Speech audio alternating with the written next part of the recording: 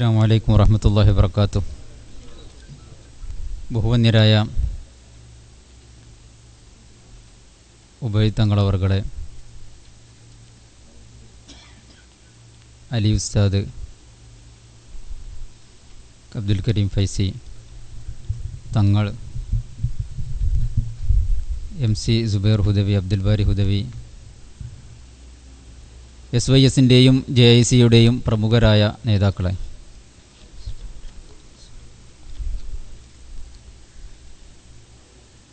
മുസ്ലിം personal ലോയെ കുറിച്ചാണ് നമുക്ക് സംസാരിക്കാനുള്ളത്. സമസ്ത കേരള ജമിയത്തുൽ ഉലമ ഇവിടെ ആഹ്വാനപ്രകാരം മലപ്പുറം ഷംസുൽ ഉലമ നഗറിൽ നടന്നുകൊണ്ടിരിക്കുന്ന മുസ്ലിം പേഴ്സണൽ ലോയോടുമായി ബന്ധപ്പെട്ട ഏക സിവിൽ കോഡിനെതിരെയുള്ള സമരം, പ്രതിഷേധ റാലിയും അതിനോട് സമ്മേളനങ്ങളുമൊക്കെ അതിനോട് ഐക്യദാർഢ്യം പ്രകടിപ്പിച്ചുകൊണ്ടാണ് നമ്മൾ ഈ പരിപാടി നടത്തിക്കൊണ്ടിരിക്കുന്നത്. നമുക്കറിയാം, ശരീഅത്ത് സംരക്ഷണവുമായി ബന്ധപ്പെട്ട് അതിൻ്റെ പോരാട്ടവുമായി ബന്ധപ്പെട്ട് ദീർഘമായൊരു ചരിത്രം സമസ്ത കേരള ജംഇയ്യത്തുൽ ഉലമക്കുണ്ട്. 1986 മഹാനായ ഷംസുൽ ഉലമ, നഗറിന് തന്നെ പേരിടാനുള്ള കാരണം മഹാനായ ഷംസുൽ ഉലമ മുൻകൈയെടുത്തുകൊണ്ട് മുസ്ലിം പേഴ്സണൽ ലോയുമായി ബന്ധപ്പെട്ട ഒരു നിയമം, ഒരു വിധി കോടതി പാസ്സാക്കിയതിനെ തുടർന്ന് അന്ന് നടത്തിയ പ്രക്ഷോഭങ്ങളും അതിനെ തുടർന്ന് 86 ഗവൺമെൻറ് രാജീവ് ഗാന്ധി കൊണ്ടുവന്ന കരാറുകളുമൊക്കെ ആക്റ്റുകളുമൊക്കെ നമുക്കറിയാവുന്നതാണ്.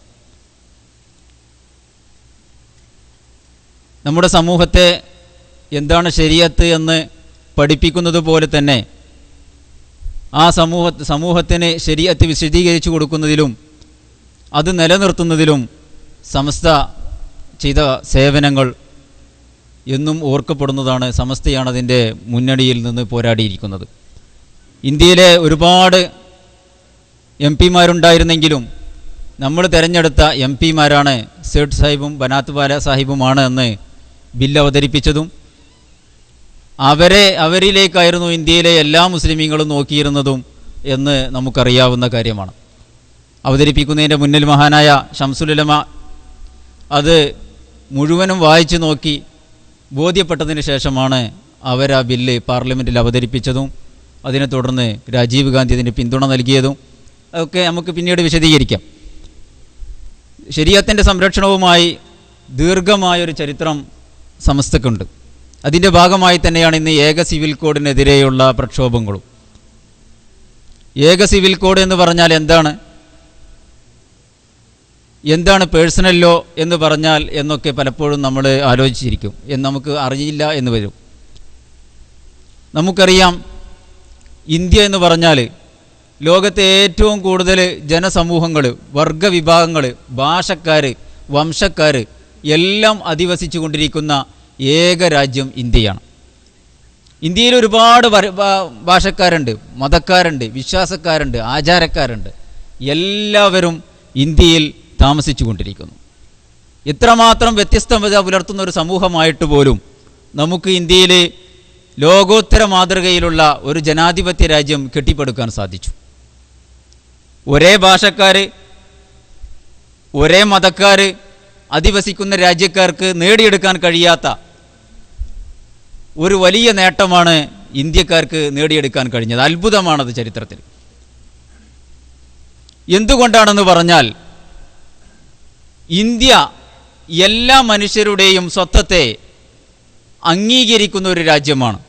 എല്ലാ മതക്കാരെയും വിഭാഗക്കാരെയും ഒരുപോലെ അംഗീകരിക്കുന്നു. ആരുടെയും ഐഡൻറ്റിറ്റിയിലേക്ക് ഇന്ത്യ ഗവൺമെൻറ് കടക്കാറില്ല. അതുകൊണ്ട് തന്നെ എല്ലാവരും ഇന്ത്യക്കാരാണ്.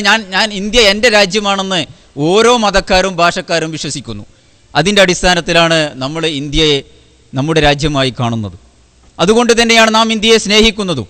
ഇന്ത്യ ഇത്രത്തോളം വളർന്നു വന്നതും ഈ ഏകത്വം, നാനാത്വത്തിൽ ഏകത്വം എന്നുള്ള സിദ്ധാന്തപ്രകാരമാണ്. ഇന്ത്യൻ ഭരണഘടന എല്ലാ ആളുകൾക്കും അവരുടെ മതപ്രകാരം ജീവിക്കുവാനും അതനുസരിച്ച് ആചരിക്കുവാനും വിശ്വാസം പ്രചരിപ്പിക്കുവാനും സ്വാതന്ത്ര്യം നൽകുന്നു.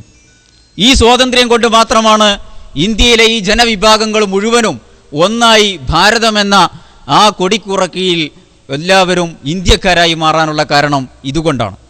അല്ലെങ്കിൽ മറ്റ് രാജ്യങ്ങളിൽ ചെയ്യുന്നത് പോലെ മറ്റ് രാജ്യങ്ങളിൽ രൂപപ്പെട്ടു പോലെയുള്ള അതിനേക്കാൾ രൂക്ഷമായ ആഭ്യന്തര കലഹങ്ങൾ ഇന്ത്യയിൽ രൂപപ്പെടുമായിരുന്നു.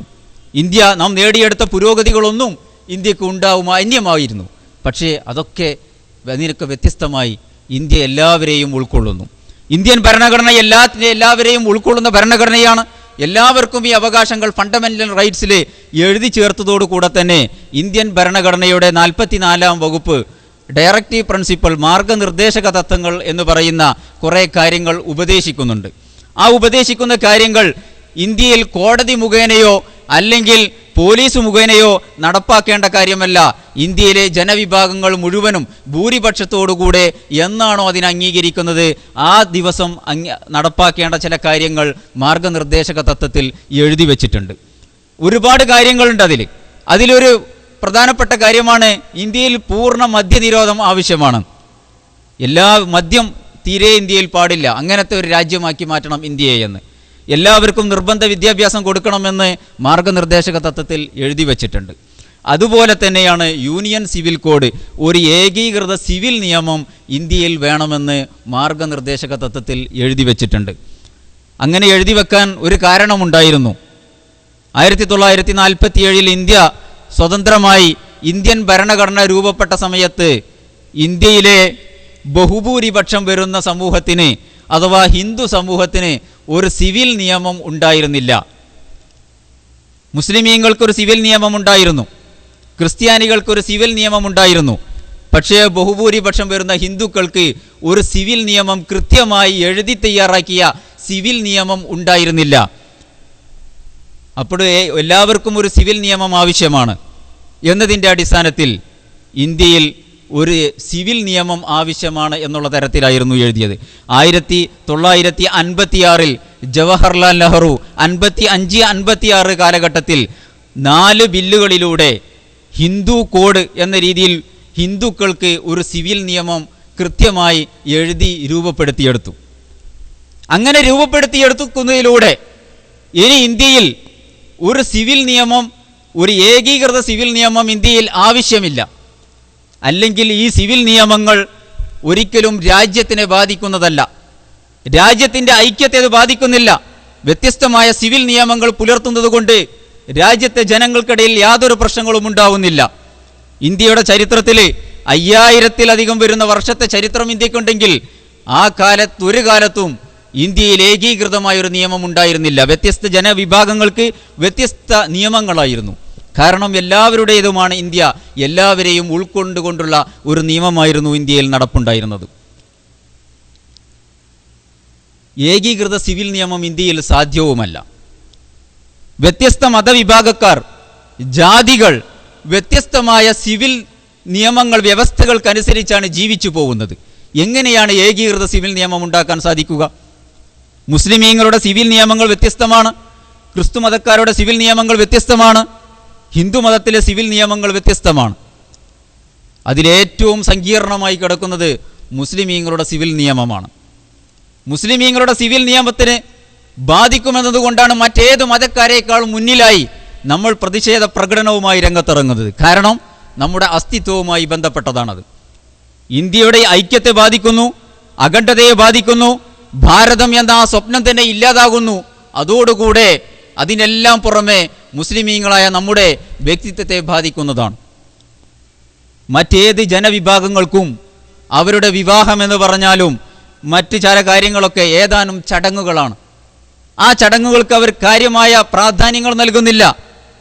ഉണ്ടെങ്കിൽ തന്നെ അത് അഡ്ജസ്റ്റ് ചെയ്യാൻ ഉള്ള ഒരു പ്രാധാന്യമേ അവർ നൽകുന്നുള്ളൂ.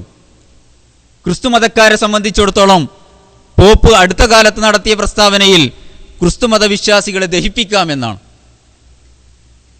മുസ്ലിമായ ഒരു മനുഷ്യനെ ദഹിപ്പിക്കാൻ നമ്മളാരെങ്കിലും അനുവദിക്കുമോ? നമ്മളതെല്ലാം കുറ്റക്കാരാവുകയില്ലേ? മുസ്ലിമീങ്ങളുടെ സിവിൽ നിയമം അത് ഏത് പരിഷ്കൃത യുഗത്തിലായെങ്കിലും ഏത് സമൂഹത്തിലാണെങ്കിലും ആ സിവിൽ നിയമത്തെ മാറ്റാൻ സാധ്യമല്ല. നമുക്ക് കുടുംബപരമായ നിയമങ്ങൾ നൽകിയിട്ടുണ്ട്. ഈ നിയമം അള്ളാഹു നമുക്ക് നൽകിയ നിയമങ്ങളാണ്. ഈ നിയമത്തിൽ ഏതു മനുഷ്യനും കൈകടത്തുവാനോ മാറ്റത്തിരുത്തുകൾ വരുത്തുവാനോ സാധ്യമല്ല എന്നാണ് നമ്മൾ വിശ്വസിക്കുന്നത്. അതിനുവേണ്ടി മരണം വരെ ത്യജിക്കാൻ തയ്യാറുള്ള, മരണം വരെ വരിക്കാൻ തയ്യാറുള്ള ഒരു സമൂഹമാണ് മുസ്ലിം സമൂഹം. കാരണം അതിൽ മാറ്റം വരുത്താൻ സാധ്യമല്ല. ഏകീകൃത സിവിൽ നിയമം സാധ്യമല്ല.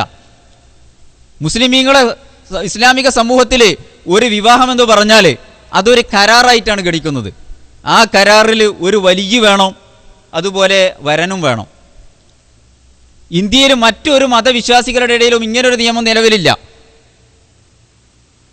വരനും വധുവും തമ്മിലുള്ള ഒരു കരാറായിട്ട് പല രീതിയിലും അങ്ങനെ വിവാഹങ്ങൾ നടക്കാറുണ്ട്. പക്ഷേ സ്ത്രീ നേരിട്ട് വിവാഹം കഴിക്കുന്ന രീതിയെ ഇസ്ലാം അംഗീകരിക്കുന്നില്ല. അത് വ്യഭിചാരിയുടെ വിവാഹമായിട്ടാണ് നബി സല്ലല്ലാഹു അലൈഹി വസല്ലം വിലയിരുത്തുന്നത്. ഇന്ത്യയിലെ ഏകീകൃത സിവിൽ നിയമം വരികയാണെങ്കിൽ വലിയ എന്നുള്ള കൺസെപ്റ്റ് അത് അംഗീകരിക്കാൻ സാധിക്കുമോ അവർക്ക്?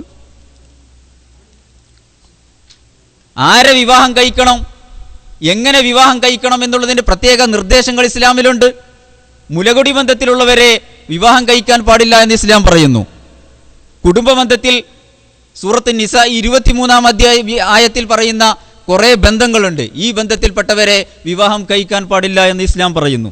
ഇന്ത്യയിലെ മറ്റ് ഒരു വിവാഹ നിയമപ്രകാരവും ഈ നിയമങ്ങളൊന്നും ബാധകമല്ല. ഹിന്ദുമത നിയമപ്രകാരം ഗാന്ധർവ വിവാഹം അഥവാ ഒരു സ്ത്രീയും ഒരു പുരുഷനും പ്രണയിച്ചു കഴിഞ്ഞാൽ അത് വിവാഹമായി മാറി എന്ന് അവരുടെ അർത്ഥശാസ്ത്രത്തിൽ വ്യക്തമായി പറയുന്നുണ്ട്. അങ്ങനെയുള്ള വിവാഹത്തെ അവർ അംഗീകരിക്കുന്നു. നമുക്കത് അംഗീകരിക്കാൻ കഴിയുമോ? പുരുഷനും സ്ത്രീയും പ്രണയത്തിൽ ഏർപ്പെടുകയും സ്ത്രീയുടെ ബന്ധുക്കൾ അത് അംഗീകരിക്കാതിരിക്കുകയും ചെയ്താൽ ആ സ്ത്രീയെ തട്ടിക്കൊണ്ടുവന്ന് അതൊരു രാക്ഷസ വിവാഹമാണ്, അത് ഹിന്ദുമതം അംഗീകരിക്കുന്നുണ്ട്, നമുക്കത് അംഗീകരിക്കാൻ സാധ്യമല്ല. അങ്ങനെ പല വിവാഹങ്ങളും പല സമൂഹത്തിലുമുണ്ട്. ദായധനവുമായി ബന്ധപ്പെട്ട വിഷയത്തിൽ നമ്മുടെ മരണാനന്തര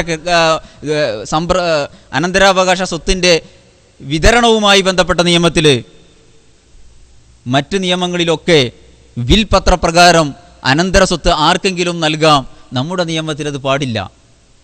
എൻ്റെ സമ്പത്ത് മുഴുവനും ഞാൻ മരിച്ചു കഴിഞ്ഞാൽ ഞാൻ ഏറ്റവും ഇഷ്ടപ്പെടുന്ന ഒരു വ്യക്തിക്ക് നൽകണമെന്ന് വിൽപത്രം എഴുതി വെച്ചാൽ പോലും ഇസ്ലാമിക നിയമപ്രകാരം സ്വത്തിൻ്റെ 1/3 മാത്രമേ അദ്ദേഹത്തിന് പോവുകയുള്ളൂ. ബാക്കി അനന്തരാവകാശികളുടെ അവകാശമാണ്. ഈ അവകാശം ഏകീകൃത സിവിൽ കോഡ് നിയമത്തിലൂടെ ഇല്ലാതായിത്തീരുകയാണ്. മുസ്ലിമീങ്ങളെ സംബന്ധിച്ചിടത്തോളം ഇസ്ലാമിക സിവിൽ നിയമം, വ്യക്തി നിയമങ്ങൾ, ആ നിയമങ്ങൾ ഇല്ലായ്മ ചെയ്യുന്നതിലൂടെ അവരുടെ വ്യക്തിത്വമാണ്, അവരുടെ ഇസ്ലാമാണ് പറിച്ചു മാറ്റപ്പെടുന്നത്. ഈ നിയമത്തിലൂടെ നമുക്ക് സാധിച്ചെടുത്തത് എന്താണ്? ഇന്ത്യയിലെ ഏറ്റവും നല്ല ഭദ്രമായ കുടുംബം പുലർത്തിപ്പോരുന്ന ഒരു സമൂഹമാണ് ഇന്ത്യയിലെ മുസ്ലിം സമൂഹം.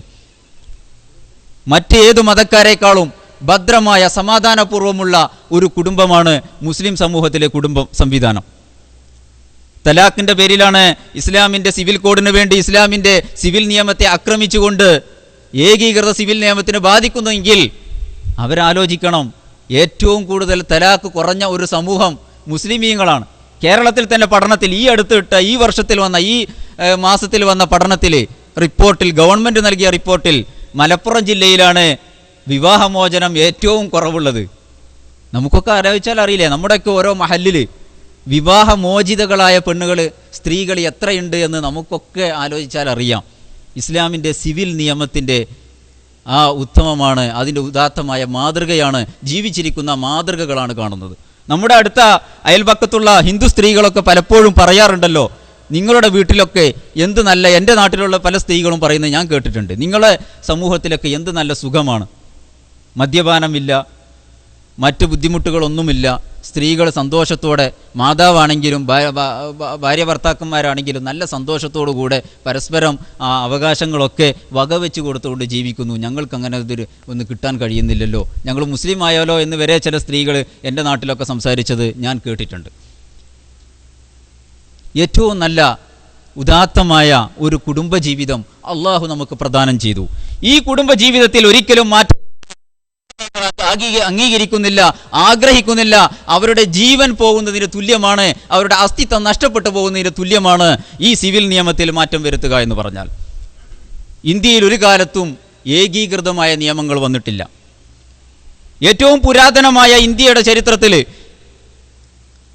മൗര്യ സാമ്രാജ്യത്തിലാണ് ആദ്യമായിട്ട് ഇന്ത്യയിലെ ഒരു രാഷ്ട്രീയ പുസ്തകം എഴുതപ്പെടുന്നത്. ലോകത്തെ ഏറ്റവും പുരാതനമായ രാഷ്ട്രീയ നിയമ പുസ്തകമാണ് മൗര്യ സാമ്രാജ്യത്തിൽ രചിക്കപ്പെട്ട കൗഡല്യൻ്റെ അർത്ഥശാസ്ത്രം. അർത്ഥശാസ്ത്രം എടുത്ത് പരിശോധിച്ചാൽ അത് ആ രാജ്യത്ത് വ്യത്യസ്ത ജനവിഭാഗങ്ങൾക്ക് വ്യത്യസ്ത നിയമങ്ങളായിരുന്നു അതിൽ പുലർത്തിയിരുന്നത്. രാജാവിനുള്ള നിയമമായിരുന്നില്ല മന്ത്രിമാർക്ക്, പ്രജകൾക്ക്. ആ പ്രജകളിൽ തന്നെ വ്യത്യസ്ത രീതികളിലായിരുന്നു ആളുകൾ നിയമങ്ങൾ, അവർക്ക് വ്യത്യസ്ത നിയമങ്ങൾ ഉണ്ടായിരുന്നത്. അതിനുശേഷം ഹിന്ദു നിയമസംഹിത അനുസരിച്ച്, മനുസ്മൃതി അനുസരിച്ചായിരുന്നു ഹിന്ദുക്കളുടെ നിയമങ്ങളെല്ലാം നടത്തിക്കൊണ്ടുപോയിരുന്നത്. ഹിന്ദുക്കളുടെ മനുസ്മൃതി അനുസരിച്ചുള്ള നിയമങ്ങൾ, ഹിന്ദു നിയമങ്ങളൊക്കെ വർണ്ണാശ്രമ വ്യവസ്ഥക്കനുസരിച്ചായിരുന്നു, വർണ്ണധർമ്മങ്ങൾക്കനുസരിച്ചായിരുന്നു. ബ്രാഹ്മണന്മാർ, ക്ഷത്രിയന്മാർ, ശൂദ്രന്മാർ, വൈശ്യന്മാർ, ഇങ്ങനെ 4 വിഭാഗം. അതിൽ 5ാമത്തെ വിഭാഗമായ ചണ്ടാളന്മാർ തുടങ്ങിയ മറ്റു വിഭാഗങ്ങളും. ഈ എല്ലാ വിഭാഗങ്ങൾക്കും ഒരുപോലെയായിരുന്നില്ല ഇന്ത്യയിലെ നിയമങ്ങൾ. ഒരേ തെറ്റിന് തന്നെ ഒരാളെ മൊട്ടയടിക്കുകയാണെങ്കിൽ മറ്റേ വിഭാഗത്തിൽപ്പെട്ട ആളെ അതേ തെറ്റിന് വധിക്കുകയാണ് ശിക്ഷ. അടുത്ത വിഭാഗത്തിൽപ്പെട്ട ആളെ ചിത്രവധം ചെയ്യലായിരുന്നു ശിക്ഷ. ഇന്ത്യയിലെ ശിക്ഷാ സമ്പ്രദായത്തിൽ പോലും ഏകീകൃതമായൊരു ശിക്ഷാ സമ്പ്രദായം ഇന്ത്യയിൽ ഉണ്ടായിരുന്നില്ല. അങ്ങനെയുള്ളൊരവസ്ഥയിലാണ് ഇന്ത്യയിലേക്ക് 1200കളിൽ മുസ്ലിമീങ്ങൾ കടന്നു വരുന്നത്. ഇന്ത്യയിലെ വൈവിധ്യം മുസ്ലിം ഭരണാധികാരികൾ വ്യക്തമായി ഉൾക്കൊണ്ടവരായിരുന്നു. ഒരു സമൂഹത്തിൻ്റെയും അസ്തിത്വം തകർക്കാൻ ഇന്ത്യയിലെ മുസ്ലിമീങ്ങൾ തയ്യാറായിരുന്നില്ല. എല്ലാവരെയും അംഗീകരിക്കുകയും അവരുടെ ആചാരാനുഷ്ഠാനങ്ങൾക്ക് പ്രോത്സാഹനങ്ങൾ നൽകുകയും ചെയ്യുന്ന ഒരു ഭരണ വ്യവസ്ഥയായിരുന്നു ഇന്ത്യയിലെ മുസ്ലിം ഭരണാധികാരികൾ നടത്തിക്കൊണ്ടുപോയത്. അതുകൊണ്ടാണ് ഇന്ത്യയിലെ മഹാഭക്തന്മാരായ ഭരണാധികാരികൾ തന്നെ ക്ഷേത്രങ്ങൾ ഉണ്ടാക്കിയത്. അന്ന് മുസ്ലിമീങ്ങൾ ആരും, ഭരണാധികാരികൾ ക്ഷേത്രങ്ങൾ ഉണ്ടാക്കിയപ്പോൾ ടിപ്പു സുൽത്താൻ, അദ്ദേഹം വളരെ തഖ്വയുള്ള ഭരണാധികാരിയായിരുന്നു. മുസ്ലിമീങ്ങൾ വളരെയധികം ആദരിക്കുന്ന ഭരണാധികാരിയാണ് ടിപ്പു സുൽത്താൻ. ഔറംഗസീബ്, മുസ്ലിങ്ങളെ ഏറെ അംഗീകരിക്കുന്ന ഒരു ഭരണാധികാരിയായിരുന്നു ഔറംഗസീബ്. ഇവരൊക്കെ ക്ഷേത്രങ്ങൾ ഉണ്ടാക്കി കൊടുത്തിരുന്നു. ക്ഷേത്രങ്ങൾ ഉണ്ടാക്കിയപ്പോൾ അന്നത്തെ മുസ്ലിമീങ്ങൾക്ക് ഷിർക്ക് സ്ഥാപിച്ചവരാണെന്ന് പറഞ്ഞ് അന്നത്തെ മുസ്ലിമീങ്ങൾ അവരെ എതിർത്തിട്ടില്ല. അത് ആ സമൂഹത്തിന് നമ്മുടെ രാജ്യത്ത് ജീവിക്കുന്ന എല്ലാ ജനവിഭാഗങ്ങൾക്കും അവരുടേതായ മതാചാരങ്ങൾക്ക് സൗകര്യം ചെയ്തു കൊടുക്കുക എന്നുള്ള രീതിയായിരുന്നു മുസ്ലിമീങ്ങൾ നടത്തിക്കൊണ്ടുപോയിരുന്നത്. അതല്ലേ മമ്പുറം തങ്ങളെക്കുറിച്ച് പറയപ്പെടുന്നത്. മമ്പുറം തങ്ങൾ കളയാട്ടക്കാവിൽ ഉത്സവം നടത്താൻ വേണ്ടി അവരോട് പറഞ്ഞു, ഞങ്ങൾ നടത്തട്ടെ എന്ന് സമ്മതം ചോദിച്ചപ്പോൾ സമ്മതം കൊടുത്തു. അന്ന് മുസ്ലിമീ സമൂഹങ്ങൾ ആരും, മുസ്ലിമീങ്ങളുടെ ഒരു പണ്ഡിതനും മമ്പുറം തങ്ങളെ എതിർത്തിട്ടില്ല. മറ്റൊരു മതസ്ഥരെ ആചാരങ്ങളെ അംഗീകരിക്കുക, അത് ആദരപൂർവ്വം അതിനെ കാണുക എന്നുള്ളൊരു സമീപനമായിരുന്നു ഇന്ത്യയിലെ മുസ്ലിമീങ്ങൾ സ്വീകരിച്ചു പോന്നിരുന്നത്. അങ്ങനത്തെ ഒരു സമീപനമായിരുന്നു അവർ സ്വീകരിച്ചിരുന്നത്. അതുകൊണ്ട് തന്നെ മുസ്ലിം ഭരണാധികാരികൾ മുസ്ലിമീങ്ങൾ ഇന്ത്യയിൽ വന്നപ്പോൾ ഇന്ത്യൻ ഭരണവ്യവസ്ഥയിൽ, അഡ്മിനിസ്ട്രേഷൻ വ്യവസ്ഥയിൽ ഹിന്ദുക്കൾക്ക് ഹിന്ദു ധർമ്മങ്ങൾക്കനുസരിച്ചായിരിക്കണം വിധി പ്രഖ്യാപിക്കേണ്ടത് എന്ന് മുസ്ലിമീങ്ങൾ നടപ്പാക്കി. ഇന്ത്യയിലെ ഏറ്റവും നല്ല അഡ്മിനിസ്ട്രേഷൻ വ്യവസ്ഥ, അല്ലെങ്കിൽ ലോകത്ത് തന്നെ ഏറ്റവും ഉന്നതമായ ഒരു അഡ്മിനിസ്ട്രേഷൻ വ്യവസ്ഥയാണ് മുസ്ലിമീങ്ങൾ നടപ്പാക്കിയത്. ഏറ്റവും മാതൃകയുള്ള ഇന്ത്യൻ ജനവിഭാഗം, ഇന്ത്യൻ സമൂഹം എന്നും മുസ്ലിമീങ്ങളോട് അതിനോട് കടപ്പെട്ടവരാണ്. 1200 ഇന്ത്യയിൽ ആദ്യമായി പോലീസ് സംവിധാനം നിലവിൽ വന്നത്. കോടതി നിലവിൽ വന്നു. മുസ്ലിമീങ്ങൾ അധികാരത്തിൽ വന്നതോടുകൂടെ ഇന്ത്യയിൽ കോടതികൾ നിലവിൽ വന്നു. പ്രാദേശിക തലങ്ങളിൽ കോടതികൾ നിലവിൽ വന്നു. അതിന് മുൻസിഫ് കോടതി എന്ന പേര് വെച്ചു. ആ കോടതികൾ വിധി കൽപ്പിക്കാൻ വേണ്ടി ഒരു മുഫ്തിയെ തെരഞ്ഞെടുത്തു. മുഫ്തിയോടുകൂടെ ഹിന്ദു നിയമങ്ങൾക്കനുസരിച്ച് അവരെ പ്രശ്നങ്ങളിൽ വിധി കൽപ്പിക്കാൻ വേണ്ടി പണ്ഡിറ്റുമാരെയും ചുമതലപ്പെടുത്തി. ആ കോടതികൾക്ക് മുകളിലായിട്ട് ജില്ലാ കോടതികൾ, ലില എന്നുള്ള ഭാഷയിൽ നിന്നാണ് ജില്ല വന്നത്, ജില്ലാ കോടതികൾ മുസ്ലിമീങ്ങൾ രൂപപ്പെടുത്തി. അഡ്മിനിസ്ട്രേഷൻ വ്യവസ്ഥ മുസ്ലിമീങ്ങളാണ് ഇന്ത്യയിൽ സ്ഥാപിച്ചത്. ജില്ലാ കോടതികൾക്ക് അപ്പുറത്ത് ഗവർണർമാരുമായി ബന്ധപ്പെട്ട കോടതികൾ, അവർക്ക് അപ്പുറത്തേക്ക് പോകാൻ വേണ്ടി അവിടെ നിന്നും നീതി ലഭിക്കാത്തവന് ഗവർണർമാരുമായി ബന്ധപ്പെട്ട ആ വ്യവസ്ഥയിൽ അവിടെ ഒരു കോടതി രൂപപ്പെടുത്തി. അവിടെ നിന്നും നീതി ലഭിക്കില്ല എന്ന് ബോധ്യപ്പെടുന്നവർക്ക് രാജാവിൻ്റെ ദീവാനുമായി ബന്ധപ്പെട്ട്, അതാണ് നമ്മളെ സുപ്രീം കോടതി എന്ന് പറയുന്നത്, ദീവാനുമായി ബന്ധപ്പെട്ടതിൽ ഒരു കോടതി സംവിധാനം, അവിടെ മുഫ്തിയുണ്ട്, പണ്ഡിറ്റുണ്ട്, അവിടെ വെച്ചിട്ട് വിധി കൽപ്പിക്കാം. എന്നിട്ടും സംതൃപ്തമാവാത്തവന്, അനീതിയാണെന്ന് തോന്നുന്നവർക്ക് രാജാവുമായി നേരിട്ട് ബന്ധപ്പെടാം. ഇതിനുള്ള അവസരങ്ങൾ മുസ്ലിങ്ങൾ ഇന്ത്യയിലെ ഭരണവ്യവസ്ഥയിൽ അവർ ചെയ്തു തീർത്തു. ഇന്ത്യയിലെ ഏറ്റവും നല്ല അഡ്മിനിസ്ട്രേഷൻ വ്യവസ്ഥയും കോടതി വ്യവസ്ഥയുമായിരുന്നു മുസ്ലിമീങ്ങൾ കൊണ്ടുവന്നത്. ബ്രിട്ടീഷുകാർ 1826 ബ്രിട്ടനിൽ ആദ്യമായിട്ടൊരു പോലീസ് തന്നെ വരുന്നതെന്നാ. ബ്രിട്ടീഷുകാർ ഇന്ത്യയിൽ വന്നപ്പോഴേ 1757 ബ്രിട്ടീഷുകാർ ഇന്ത്യയിൽ വരുന്നത്. അവർ ഇന്ത്യയിൽ വന്നപ്പോഴേ ഇന്ത്യയിലെ അഡ്മിനിസ്ട്രേഷൻ വ്യവസ്ഥയും കോടതി വ്യവസ്ഥയും സിവിൽ ക്രിമിനൽ നിയമങ്ങൾ രംഗത്തുള്ള ഇന്ത്യയിലെ മുസ്ലിമീങ്ങൾ നടത്തിക്കൊണ്ടുവന്ന മാർഗനിർദ്ദേശങ്ങളുമൊക്കെ കണ്ട് അവർ അത്ഭുതപ്പെട്ടു പോയി. അവരുടെ നാടിനേക്കാൾ പുരോഗമിച്ച ഒരു സമൂഹമായിരുന്നു ഇന്ത്യൻ സമൂഹം. അവരുടെ നാട്ടിലൊന്നും ഇത്രയും ഡെവലപ്ഡായിട്ടുള്ള, ഇത്രയും പുരോഗതി പ്രാപിച്ച ഒരു നിയമം ഉണ്ടായിരുന്നില്ല. കാരണം ഈ നിയമത്തിൻ്റെ, മുസ്ലിമീങ്ങളുടെ നിയമത്തിൻ്റെയൊക്കെ അടിസ്ഥാനം ഹദീസായിരുന്നു, ഖുർആനായിരുന്നു, നബി സല്ലല്ലാഹു അലൈഹി വസല്ലമ തങ്ങളായിരുന്നു. അല്ലമന റസൂലുള്ളാഹി സല്ലല്ലാഹു അലൈഹി വസല്ലം കുല്ല ഷൈഇൻ അത്തൽ ഖറ, എങ്ങനെയാണ് മലമൂത്ര വിസർജനം ചെയ്യേണ്ടത് എന്ന് വരെ നബി സല്ലല്ലാഹു അലൈഹി വസല്ലമ ഞങ്ങളെ പഠിപ്പിച്ചു. ജീവിതത്തിൽ ഒന്നും വിട്ടിട്ടില്ല റസൂൽ. അതുകൊണ്ട് തന്നെ നബി സല്ലല്ലാഹു അലൈഹി വസല്ലമയുടെ ദീന് ജീവിതത്തിൻ്റെ എല്ലാ മേഖലകളിലും കൃത്യമായ നിയമങ്ങളും നിർദ്ദേശങ്ങളും നൽകിയിരുന്നു. ബ്രിട്ടീഷുകാർ ഇന്ത്യയിൽ വന്നപ്പോൾ അവർ അത്ഭുതപ്പെട്ടു പോയി. ഇന്ത്യയിലെ നിയമവ്യവസ്ഥകളെക്കുറിച്ച് അവർ പഠനം നടത്തി. ഇന്ത്യയിലെ വിധി തീർപ്പ് കൽപ്പിക്കണമെങ്കിൽ, നല്ലൊരു ഭരണം കാഴ്ചവെക്കണമെങ്കിൽ ഇന്ത്യയിൽ നിലവിലുണ്ടായിരുന്ന വ്യവസ്ഥ എന്താണെന്ന് അവർക്ക് പഠിക്കേണ്ടിയിരുന്നു.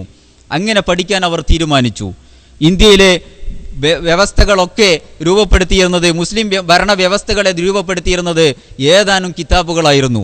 അതിലൊന്ന് 12-ാം നൂറ്റാണ്ടിൽ ജനിച്ച ബുർഹാനുദ്ദീൻ മർഗനാനി എന്ന് പറയുന്ന പണ്ഡിതൻ രചിച്ച അൽ ഹിദായത്തു ഇല ഫുറൂഇൽ ഇസ്ലാം എന്ന് പറയുന്ന ഹനഫി മദ്ഹബിൻ്റെ ഏറ്റവും അടിസ്ഥാനപരമായ ഫിഖ് ആയിരുന്നു. അൽ ഹിദായ എന്ന പേരിൽ അറിയപ്പെടുന്നു. അൽ ഹിദായ എന്ന ഒരു കിതാബ്, ഈ കിതാബിൻ്റെ അടിസ്ഥാനത്തിലായിരുന്നു മുസ്ലിമീങ്ങൾക്കിടയിലുണ്ടായിരുന്ന എല്ലാ വിധികളും കൽപ്പിച്ചിരുന്നത്.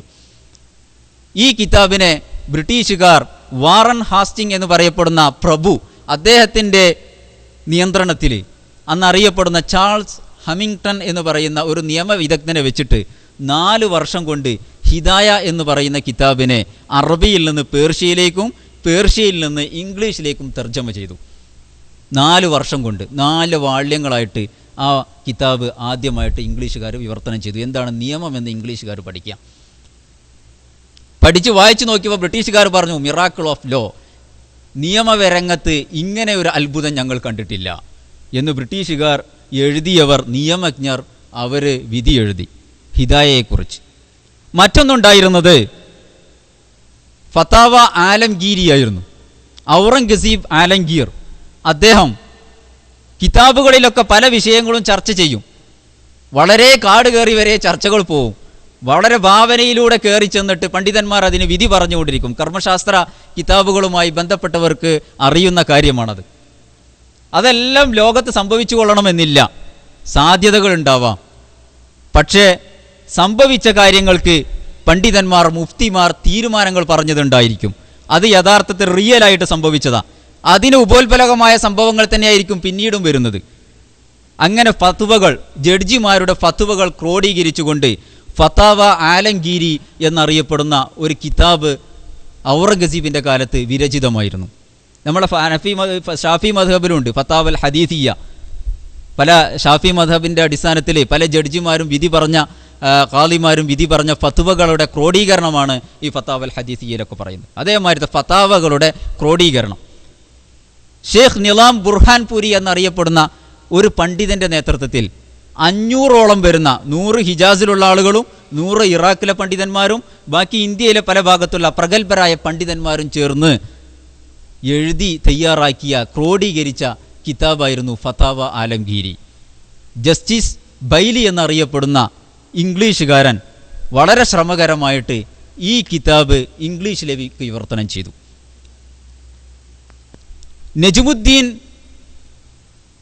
അൽ ഹില്ലി എന്നറിയപ്പെടുന്ന ഷിയ പണ്ഡിതൻ രചിച്ച ഷർഹുൽ ഇസ്ലാം എന്ന് പറയുന്ന കിതാബ് ആ കിതാബായിരുന്നു ഷിയ വിഭാഗക്കാരുടെ നിയമഗ്രന്ഥം, അവരുടെ കർമ്മശാസ്ത്രമായിട്ട് അവർ അംഗീകരിച്ചിരുന്നത്. ആ കർമ്മശാസ്ത്രത്തെയും ബൈലി വിവർത്തനം ചെയ്തു. ബൈലി ഡൈജസ്റ്റ് എന്ന പേരിൽ അദ്ദേഹം അത് തയ്യാർ ചെയ്തു. ഈ 3 നിയമഗ്രന്ഥങ്ങളുടെയും അടിസ്ഥാനത്തിലാണ് ഇന്ത്യൻ നിയമവ്യവസ്ഥ ബ്രിട്ടീഷുകാർ തയ്യാറാക്കുന്നത്. 1774 ആണ് ഗ്രന്ഥങ്ങൾ വിവർത്തനം ചെയ്തത്. 1772 എല്ലാ വിഭാഗങ്ങളെയും സംതൃപ്തപ്പെടുത്താൻ വേണ്ടി ബ്രിട്ടീഷുകാർ റെഗുലേഷൻ ആക്ട് എന്ന് പറയപ്പെടുന്ന ഒരു ആക്ട് ഉണ്ടാക്കി. ആ ആക്ടിൽ അവർ പറഞ്ഞത് ഇന്ത്യയിലെ മുസ്ലിമീങ്ങൾക്ക് ഇസ്ലാമിക നിയമപ്രകാരവും ഇന്ത്യയിലെ ഹിന്ദുക്കൾക്ക് ഹിന്ദു പണ്ഡിറ്റുകളുടെ നിയമപ്രകാരവും വിധി കൽപ്പിക്കുന്നതാണ് കോടതി കാര്യങ്ങളിലൊക്കെ. അതല്ലാത്ത വിഷയങ്ങളിൽ ഇവർക്കൊന്നും വിധികളില്ലെങ്കിൽ ഇവരുമായിട്ട് ബന്ധപ്പെടാത്ത വിഷയങ്ങൾ ബ്രിട്ടീഷ് കോമൺ ലോ അനുസരിച്ചായിരിക്കും നിയമം നടപ്പാക്കുക എന്ന് ആ ലോയിൽ പറഞ്ഞിരുന്നു. 1774 ഈ കിതാബുകളൊക്കെ വിവർത്തനങ്ങൾ കഴിഞ്ഞു. 1840 ബ്രിട്ടീഷ് ഗവൺമെൻറ് അവരുടെ പാർലമെൻറ്റിൽ ഒരു നിയമം പാസ്സാക്കി. 43 അടിമ നിരോധന നിയമം. അടിമ എന്ന് പറയുന്ന ഒരു സംവിധാനം ഇനി ലോകത്ത് പാടില്ല എന്നുള്ളൊരു നിയമമാണ് അവർ കൊണ്ടുവന്നത് ബ്രിട്ടീഷ് പാർലമെൻറ്റിൽ. അന്നൊന്നും ഇന്ത്യ ബ്രിട്ടീഷ് ഗവൺമെൻറ് ഏറ്റെടുത്തിരുന്നില്ല. 1850 മറ്റൊരു നിയമം അവർ പാസ്സാക്കി. ആ നിയമം അനുസരിച്ച് കാസ്റ്റ് ഈ മതപരമായ വിവേചനങ്ങൾ പാടില്ല എന്ന് പറയുന്ന ഒരു ആക്ട് അവർ കൊണ്ടുവന്നു 1850. 1857 ഒന്നാം സ്വാതന്ത്ര്യ സമരത്തോടുകൂടെ ഇന്ത്യ പരിപൂർണമായും ബ്രിട്ടീഷുകാരുടെ നിയന്ത്രണത്തിലാവുകയും ബ്രിട്ടീഷ് ഈസ്റ്റ് ഇന്ത്യ കമ്പനിക്ക് ഇന്ത്യ മുന്നോട്ട് കൊണ്ടുപോകാൻ കഴിയാത്തൊരവസ്ഥയും വന്നപ്പോൾ ഇന്ത്യയുടെ ഭരണ സംവിധാനം ബ്രിട്ടീഷ് ഗവൺമെൻറ് ഏറ്റെടുത്തു. നേരത്തെ ഈ വിഷയങ്ങളൊക്കെ പറഞ്ഞത് ബ്രിട്ടീഷ് ഗവൺമെൻറ് ഏറ്റെടുത്തതോടുകൂടെ ബ്രിട്ടീഷ് ഗവൺമെൻറ്റിൻ്റെ നിയമങ്ങളായി ഇന്ത്യയിൽ വന്നത്. അതോടുകൂടെ ബ്രിട്ടീഷ് പാർലമെൻറ്റ് പാസ്സാക്കുന്ന നിയമങ്ങളൊക്കെ ഇന്ത്യ രാജ്യത്തിന് ബാധകമായി വന്നു. ഇന്ത്യയിലെ നിയമവ്യവസ്ഥ, ഇന്നത്തെ നിയമവ്യവസ്ഥ തയ്യാറാക്കിയത് ബ്രിട്ടീഷുകാരാണ്. അങ്ങനെ 1860 ബ്രിട്ടീഷുകാർ ഇന്ത്യയിൽ പീനൽ കോഡ് എന്നറിയപ്പെടുന്ന ഒരു നിയമം കൊണ്ടു. ഇന്ത്യൻ പീനൽ കോഡ്, ഇന്ത്യൻ ശിക്ഷാ നിയമം എന്നറിയപ്പെടുന്ന ഇന്ത്യൻ ശിക്ഷാ നിയമം. ആ നിയമം ഇന്ത്യയിൽ അവതരിപ്പിച്ചു. ഇതിൻ്റെ മുന്നേ ശിക്ഷാ നിയമങ്ങൾ ഉണ്ടായിരുന്നത് പല നിയമങ്ങളും ഇസ്ലാമുമായിട്ട് ബന്ധപ്പെട്ട കാര്യങ്ങൾ ഹിന്ദു മതക്കാർക്ക് ഇല്ലെങ്കിൽ മുസ്ലിമീങ്ങൾ എന്താണോ പറയുന്നത് നടപ്പാക്കുന്നത് ആ നിയമങ്ങളാണ് പറയൽ. അല്ലെങ്കിൽ ഹിന്ദുക്കൾക്ക് ബന്ധപ്പെട്ട നിയമങ്ങളായിരുന്നു. മുസ്ലിമീങ്ങളോട് ബന്ധപ്പെട്ട എല്ലാ ശിക്ഷാ സമ്പ്രദായങ്ങളും നടപ്പാക്കിയിരുന്നില്ല. എങ്കിലും ഇസ്ലാമുമായിട്ട് ബന്ധപ്പെട്ട എല്ലാ കുറ്റകൃത്യങ്ങളിലും ശിക്ഷകളുണ്ടായിരുന്നു. ബ്രിട്ടീഷുകാർ ഇന്ത്യയിലൊരു ശിക്ഷാ നിയമം കൊണ്ടുവന്നപ്പോൾ ഇന്ത്യയിലെ എല്ലാ നിയമങ്ങളും പഠിച്ചു. ഇതിലേറ്റവും നല്ല നിയമമായിട്ട് അവർക്ക് തോന്നിയത് ഇന്ത്യയിലെ മുസ്ലിമീങ്ങളുടെ നിയമമാണ്. അതുകൊണ്ട് തന്നെ ബ്രിട്ടീഷുകാർ ഇന്ത്യൻ പീനൽ കോഡ് എഴുതിയപ്പോൾ ആ പീനൽ കോഡിൽ ഇസ്ലാം ഏതെല്ലാം കാര്യങ്ങൾ കുറ്റമായി കാണുന്നോ ആ കാര്യങ്ങളൊക്കെ ഇന്ത്യൻ ശിക്ഷാ നിയമത്തിൽ കുറ്റമായിട്ട് അവർ രേഖപ്പെടുത്തി. മുസ്ലിമീങ്ങളുടെ നിയമസംഹിതയുമായിട്ടോ കർമ്മശാസ്ത്രവുമായിട്ടോ ഒരിക്കലും ഏറ്റുമുട്ടുന്ന ഒരു നിയമമായിരുന്നില്ല. അതിൽ വിധികൾ ശിക്ഷ നടപ്പാക്കുന്നിടത്ത് കുറേ വ്യത്യാസങ്ങൾ ഉണ്ടായിരിക്കും. തെറ്റുകൾ ഏതെല്ലാം എന്നിടത്താണ് ഞാൻ പറഞ്ഞത്. ശിക്ഷ എറിഞ്ഞു കൊല്ലുക എന്നുള്ളിടത്ത് ഇന്ത്യയിൽ ചിലപ്പോൾ എറിഞ്ഞു കൊല്ലലുണ്ടാവില്ല. പക്ഷേ ഇന്ത്യയിലെ മുസ്ലിമീങ്ങൾ ഏതെല്ലാം കാര്യങ്ങൾ തെറ്റായി കുറ്റമായിട്ട് ഗണിക്കുന്നോ ആ കുറ്റമായി ഗണിക്കുന്ന കാര്യങ്ങളെയൊക്കെ ഇന്ത്യൻ പീനൽ കോഡ് അനുസരിച്ച് ഇന്ത്യയിൽ കുറ്റമായിട്ട് ബ്രിട്ടീഷുകാർ എഴുതി വെച്ചു. അതുകൊണ്ട് തന്നെയാണ് കള്ളസാക്ഷ്യം കോടതിയിൽ കുറ്റമാണ്. കോടതിയുടെ മുന്നിൽ ഒരുപാട് വിഷയങ്ങൾ മുസ്ലിമീങ്ങളുടെ നിയമവുമായി ബന്ധപ്പെട്ടതാണ്. 7 വയസ്സിന് മുന്നേ ഉള്ളൊരു കുട്ടി കോടതിയിൽ വന്നാൽ അത് സാക്ഷി നിന്നാൽ ആ കുട്ടിയുടെ സാക്ഷ്യം സ്വീകാര്യമല്ല നിയമപ്രകാരം, ഇന്ത്യൻ നിയമപ്രകാരം. കാരണം നബി സല്ലല്ലാഹു അലൈഹി വസല്ലം പറഞ്ഞത് 7 വയസ്സോട് കൂടിയാണ് കുട്ടിക്ക് തമ്മീസൊക്കെ വന്ന് അതിനെ കുട്ടീനെ നമ്മൾ സ്വീകരിക്കാം. അയാളുടെ ബാധ്യതകളൊക്കെ ആ കുട്ടിയായിട്ട് ബന്ധപ്പെട്ട് വരുന്നത് 7 വയസ്സിലാണ്. 7 മുതൽ 12 വയസ്സ് വരെയുള്ള കുട്ടികളുടെ തെളിവ് അവർ സാക്ഷി നിന്നാൽ ഇന്ത്യയിലെ കോടതി സാക്ഷ്യം സ്വീകരിക്കും. അവർക്ക് തെമ്മീസ് ഉണ്ടോ നോക്കിയിട്ട് വകതിരിവുണ്ടോ എന്ന് കുട്ടി നോക്കണം. ഇസ്ലാമിലുള്ള പറഞ്ഞ കാര്യമാണത്. തെമ്മീസ് ഉണ്ടെങ്കിൽ ആ കുട്ടീനെ സ്വീകരിക്കാൻ പറ്റും. 7 മുതൽ 12 വയസ്സ് വരെ കുട്ടിക്ക് തെമ്മീസ് ഉണ്ട്. 12 വയസ്സ് മുതൽ കുട്ടിക്ക് പ്രായപൂർത്തിയായി തുടങ്ങും. 12 മുതൽ ഏത് സമയത്തും കുട്ടി പ്രായപൂർത്തിയുള്ള കുട്ടിയായി മാറും. 15 വയസ്സായ മാക്സിമം അതിൽ 12 മുതൽ തന്നെ 11.5 വയസ്സ് 12 വയസ്സിലൊക്കെ ചിലപ്പോൾ കുട്ടികൾ പ്രായപൂർത്തിയുള്ളവരായി മാറാം, ബുലൂഗത്തും. അതോടുകൂടെ കുട്ടി ഒരു പൂർണ്ണ മനുഷ്യനായി മാറി. ഇസ്ലാമിക നിയമമാണ്. ഇതേ നിയമമാണ് 18 വയസ്സ് 21 വയസ്സാണ് പ്രായപൂർത്തിയായിട്ട് ഇന്ത്യയിൽ കാണുന്നതെങ്കിലും 7 വയസ്സ് മുതൽ അവനെ സാക്ഷി നിൽക്കാൻ അവന് പറ്റും. 12-15 വയസ്സായാൽ പിന്നെ തമ്മീസ് എത്തിക്കണോ എന്നുള്ള ചോദ്യം കൂടി കോടതി ചോദിക്കൂല. ആ കുട്ടീൻ്റെ സാക്ഷ്യം രേഖപ്പെടുത്തിയ തീരുമാനമായിട്ട് കോടതി എഴുതും. ഇതൊരു ഒരു കാര്യമാണ്. ഇങ്ങനെ ഒരുപാട് വിഷയങ്ങൾ. ഇന്ത്യൻ പീനൽ കോഡ് 1860 നിലവിൽ വന്നു.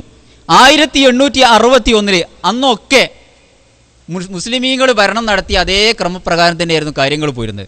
എന്ന് പറഞ്ഞാൽ പ്രശ്നങ്ങൾ വരുമ്പോൾ മുഫ്തിമാർ, മൗലവിമാരും അതുപോലെ പണ്ഡിറ്റുമാരും ഇവർ പറയും ഇന്ന വേദങ്ങളിൽ ഇന്ന കാര്യമുണ്ട്, അല്ലെങ്കിൽ ഇന്ന കിതാബിൽ ഇന്ന കാര്യമുണ്ട് എന്ന് പറയും. ഇതിനനുസരിച്ച് തീരുമാനങ്ങളാവും. ഇങ്ങനെയായിരുന്നു പോയിരുന്നത്. എല്ലാ കോടതിയിലും ഈ കാര്യങ്ങളൊക്കെ വിശദീകരിക്കാൻ വേണ്ടി മുഫ്തിമാരുണ്ടായിരുന്നു, പണ്ഡിറ്റുമാരുണ്ടായിരുന്നു. 1861 ഗവൺമെൻറ് ഇന്ത്യയിൽ ഹൈക്കോടതികൾ സ്ഥാപിച്ചു. മദ്രാസ് ഹൈക്കോടതി നിലവിൽ വന്നു. അതുപോലെ ബോംബെയിലെ ഹൈക്കോടതി വന്നു. കൽക്കത്തയിലും ഹൈക്കോടതി വന്നു. ഈ നിയമത്തോടുകൂടെ ബ്രിട്ടീഷ് ഗവൺമെൻറ് ഈ നിയമം കൊണ്ടുവന്നതോടുകൂടെ മൗലവിമാരും മുഫ്തിമാരും ഒക്കെ അതുപോലെ പണ്ഡിറ്റുകളൊക്കെ കോടതിയിൽ വന്ന് വിശദീകരിക്കുന്നത് അവസാനിപ്പിച്ചു. പിന്നെ ബാരിസ്റ്റർമാർ, ജഡ്ജിമാർ, അതുപോലെ വക്കീൽമാർ അവരെ വിഷയം അവതരിപ്പിക്കുക, ജഡ്ജി അത് കേൾക്കുക, അതിനനുസരിച്ച് തീരുമാനങ്ങൾ പറയുക എന്ന ഒരു സംവിധാനത്തിലേക്ക് ഇന്ത്യൻ നിയമവ്യവസ്ഥ മാറിപ്പോവുകയാണ് ചെയ്യുന്നത്. 1860കളിലൂടെയാണ് ഈ മാറ്റം വരുന്നത്.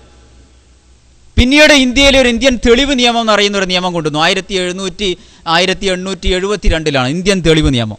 അതുവരെ തെളിവ് സ്വീകരിച്ചത് ഇസ്ലാമിക തെളിവ്, ഇസ്ലാമിൽ എന്തെല്ലാമാണോ തെളിവ്, ആ തെളിവുകളായിരുന്നു ഇന്ത്യയിൽ സ്വീകരിച്ചിരുന്നത്. പിന്നീട് ബ്രിട്ടീഷ് കോമൺ ലോ അനുസരിച്ച് ഇന്ത്യയിലെ ഇന്ത്യൻ തെളിവ് നിയമം അവർ കൊണ്ടുവന്നു. 1882 ഇന്ത്യയിൽ ഒരു 10 വർഷം കഴിഞ്ഞതിന് ശേഷം ട്രാൻസ്ഫർ ഓഫ് പ്രോപ്പർട്ടി ആക്ട് കൊണ്ടുവന്നു.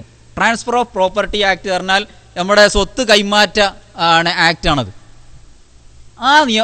ഇതിനനുസരിച്ച് ഇന്ത്യയിലെ മുസ്ലിമീങ്ങളുടെ അടിസ്ഥാനപരമായി ഇസ്ലാം പറയുന്നത് എന്താണോ അതാണ് അവർ ആക്റ്റായിട്ട് രേഖപ്പെടുത്തി വെച്ചത്. വേറെ ഒന്നും അതിൽ ചേർത്തിട്ടില്ല.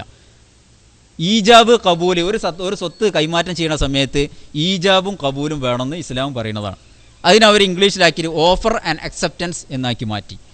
ഓഫർ എന്ന് പറഞ്ഞാൽ ഈജാബും അതുപോലെ കബൂലും, ഓഫർ ആൻഡ് അക്സെപ്റ്റൻസ് അവർ എഴുതി വെച്ചു. ഇത് അടിസ്ഥാനമായിട്ട് ഇത് വേണം എന്ന് പറഞ്ഞ ഇസ്ലാമിൻ്റെ നിയമമാണ്. കരാർ നിയമം, ഇന്ത്യൻ കരാർ നിയമം എന്ന് പറയുന്ന ഒരു നിയമം അവർ കൊണ്ടുവന്നു. ഇസ്ലാമിലെ കരാർ സംവിധാനത്തിൽ എന്തെല്ലാം നിയമങ്ങളാണോ എന്തെല്ലാം വ്യവസ്ഥകളാണോ വെച്ചിരിക്കുന്നത് നമ്മുടെ കിതാബുകളിൽ വെച്ചത്, അതേ കാര്യം തന്നെയാണ് ഇന്ത്യയിലെ കരാർ നിയമം എന്ന് പറഞ്ഞു ബ്രിട്ടീഷുകാർ കൊണ്ടുവന്നത്. അതിൽ കരാർ നിയമത്തിൽ ഇസ്ലാമിന് വിരുദ്ധമായത് മുസ്ലിമീങ്ങൾക്ക് വേണ്ട എന്നും അവർ വെച്ചു. ഒരാൾ അവരെ സ്വത്ത് മുഴുവനും ഇങ്ങനെ ഒരാൾക്ക് കരാർ ചെയ്തി വെച്ചാൽ, എൻ്റെ മരണശേഷം കരാർ എഴുതി വെച്ചാൽ മുസ്ലിമീങ്ങൾക്കത് ബാധകമല്ല, അവർക്ക് സ്വത്തിൻ്റെ 1/3 മാത്രമേ പോവുള്ളൂ. ഇങ്ങനെ ചില നിയമങ്ങളൊക്കെ വെച്ചു. എന്നതിന് ശേഷം പിന്നെയും കാര്യങ്ങൾ, ഒരുപാട് പ്രശ്നങ്ങൾ ഇന്ത്യയിലുണ്ടായി. ഈ കാലഘട്ടത്തിലൊക്കെ, ഈ സമയത്തൊക്കെ മുഫ്തിമാരും ഇവരൊക്കെ കോർട്ടിൽ നിന്ന് മാറി ബ്രിട്ടീഷ് ജഡ്ജിമാരായിരുന്നു തീരുമാനങ്ങളൊക്കെ പറഞ്ഞിരുന്നത്. അന്ന് ആ സമയത്ത് നല്ല ജഡ്ജിമാർ, നല്ല ഇസ്ലാമിൻ്റെ നിയമങ്ങളൊക്കെ പഠിച്ച ഒരുപാട് മുസ്ലിം ജഡ്ജിമാർ നിയമരംഗത്ത് സഹായകമായി വന്നിരുന്നു. ഏറ്റവും ഇന്ത്യയിലെ നിയമവ്യവസ്ഥയുടെ ചരിത്രത്തിൽ ഏറ്റവും സുവർണ കാലഘട്ടം എന്നാണ് പറഞ്ഞത്. ഇസ്ലാമിൻ്റെ കർമ്മശാസ്ത്രത്തിൽ അഗാധമായ പാണ്ഡിത്യമുള്ള ജഡ്ജിമാർ അന്ന് ഇന്ത്യയിൽ ജീവിച്ചിരുന്നു. തയ്യിബ് ജി, മഹ്മൂദ്, അബ്ദുറഹ്മാൻ എന്നൊക്കെ പറഞ്ഞ ജസ്റ്റിസുമാർ, ഇവരൊക്കെ അമീർ അലി തുടങ്ങിയവരെ ജസ്റ്റിസുമാർ വളരെ ആഴത്തിൽ ഇസ്ലാമിക കർമ്മശാസ്ത്രത്തിലേക്ക് കടന്നു ചെന്ന മുസ്ലിം ജഡ്ജിമാർ അക്കാലത്ത് ജീവിച്ചിരുന്നു. ഇങ്ങനെയുള്ള ഇതിൽ പല നിയമങ്ങളും പല വിധി പ്രഖ്യാപനങ്ങളും വന്നു കഴിഞ്ഞാൽ അത് വിവാദമായി മാറും. കാരണം ഇവരെ മുകളിലുള്ള കോർട്ട് എന്ന് പറഞ്ഞാൽ, മുകളിലെ ജഡ്ജി എന്ന് പറഞ്ഞാൽ ബ്രിട്ടീഷ് ജഡ്ജി ആയിരിക്കും, വെള്ളക്കാരനായിരിക്കും. അയാൾക്ക് ഇതിനോട് ബന്ധപ്പെട്ട യാതൊരു വിവരവും ഉണ്ടാവില്ല. ഇതിന് അപ്പീൽ പോയി കഴിഞ്ഞാൽ ചിലപ്പോൾ ഇതിന് നേരെ എതിരായിട്ടുള്ള തീരുമാനങ്ങൾ അയാൾ പറയും. അമീർ അലി എന്ന് പറയുന്ന ജഡ്ജി ഒരു സ്ത്രീയായിട്ട് ബന്ധപ്പെട്ട ഒരു കേസിൽ ഇത് വന്നു. ഒരു സ്ത്രീയുടെ ഭർത്താവ് മരിച്ചിട്ട് ആ സ്ത്രീ 1 വർഷം അവിടെ വീട്ടിൽ താമസിക്കാൻ ഉദ്ദേശിക്കുന്നു. 1897 പ്രശ്നം ഉണ്ടാകുന്നത്. എനിക്ക് എൻ്റെ വീട്ടുകാർ ചെലവ് നൽകാൻ ബാധ്യസ്ഥരാണ് എന്ന് അമീർ അലിനോടിൻ്റെ മുന്നിൽ കേസെത്തി. അമീർ അലി വിധിച്ചു, വല്ലദീന യതവഫൂന മിൻകും വയദറൂന അസ്വാജൻ, മതഅൻ ഇലൽ ഹൗൽ എന്ന വയദറൂന അസ്വാജൻ വസിയത്തൻ ലി അസ്വാജിഹിം മതഅൻ ഇലൽ ഹൗൽ വൈറ ഇഖ്റാജിൻ ഫഇൻ ഖറജ്ന ഫലാ ജുനാഹ അലൈക്കും ഫീമാ ഫഅൽന ഫീ അൻഫുസിഹിൻ എന്ന് പറയുന്ന 240 ആയത്ത് അൽ ബഖറയിലെ ഈ ആയത്ത് ഉദ്ധരിച്ചുകൊണ്ട് അമീർ അലി പറഞ്ഞു, ഈ സ്ത്രീ ഒരു വർഷം അവിടെ താമസിച്ചാൽ ആ സ്ത്രീക്ക് ചെലവിനുള്ളത് കൊടുക്കൽ, മത്താ കൊടുക്കൽ നിർബന്ധമാണ് എന്ന് അദ്ദേഹം വിധി എഴുതി. അവരെ ബന്ധുക്കൾ അപ്പീൽ പോയി, ബ്രിട്ടീഷ് ജഡ്ജിൻ്റെ അടുത്തേക്ക് പോയി. ബ്രിട്ടീഷ് ജഡ്ജി ഇത് കണ്ട് ഈ നിയമങ്ങളൊക്കെ പഠിച്ചിട്ട് അദ്ദേഹം പറഞ്ഞു, അമീർ അലിയുടെ ഇത് തെറ്റാണ്, അദ്ദേഹം പറഞ്ഞത് തെറ്റാണ്. കാരണം ഇങ്ങനെ ഒരു ഇത് ഹിദായയിൽ കാണുന്നില്ല. അമീർ അലി പറഞ്ഞ ഖുർആനിലുണ്ട് എന്നുള്ളതാണ്. ജഡ്ജി പറഞ്ഞു ഹിദായയിൽ അങ്ങനത്തെ ഒന്നും കാണുന്നില്ല, അതുകൊണ്ട് ആ ഇത് തെറ്റാണെന്ന് പറഞ്ഞിട്ട് അതിനെ അമീർ അലിയുടെ വിധി തള്ളി. ഇന്ത്യയിൽ അത് വലിയൊരു പ്രശ്നമായിട്ട് മാറി. അതിനെ തുടർന്ന് ഇന്ത്യയിൽ മുസ്ലിം ലോയുമായിട്ട് ബന്ധപ്പെട്ട് ഒരു ആക്ട് ഇന്ത്യയിലുണ്ടായി. കാശ്മീരിൽ അതുപോലെ കാശ്മീരിലെ മുസ്ലിമീങ്ങളിൽ എല്ലാവരും ഇസ്ലാമിൻ്റെ നിയമങ്ങൾ ഫോളോ ചെയ്യുന്നവരായിരുന്നില്ല. പല നാട്ടാചാരങ്ങളും ഫോളോ ചെയ്തിരുന്ന ആളുകളുണ്ടായിരുന്നു. കാശ്മീരിലെ ഒരു മുസ്ലിം സ്ത്രീ ഒരു കേസുമായിട്ട് വന്നു. അവരുടെ സഹോദരൻ അവരുടെ എല്ലാ സമ്പത്തും പിടിച്ചു വാങ്ങി, അവർക്കൊന്നും കൊടുത്തില്ല. സമ്പത്ത് പിതാവിൻ്റെ ശേഷം എല്ലാം സഹോദരൻ കയ്യിലാക്കി. ആ സ്ത്രീ കോടതിയിൽ വന്ന് പറഞ്ഞു, ഇസ്ലാമിക നിയമപ്രകാരം എനിക്ക് സ്വത്തിൻ്റെ പകുതി അഥവാ ആണിൻ്റെ പകുതി എനിക്ക് അവകാശപ്പെട്ടതാണ്, ആ ഇത് എനിക്ക് വാങ്ങിത്തരണം എന്ന് കോടതിയോട് ആവശ്യപ്പെട്ടു.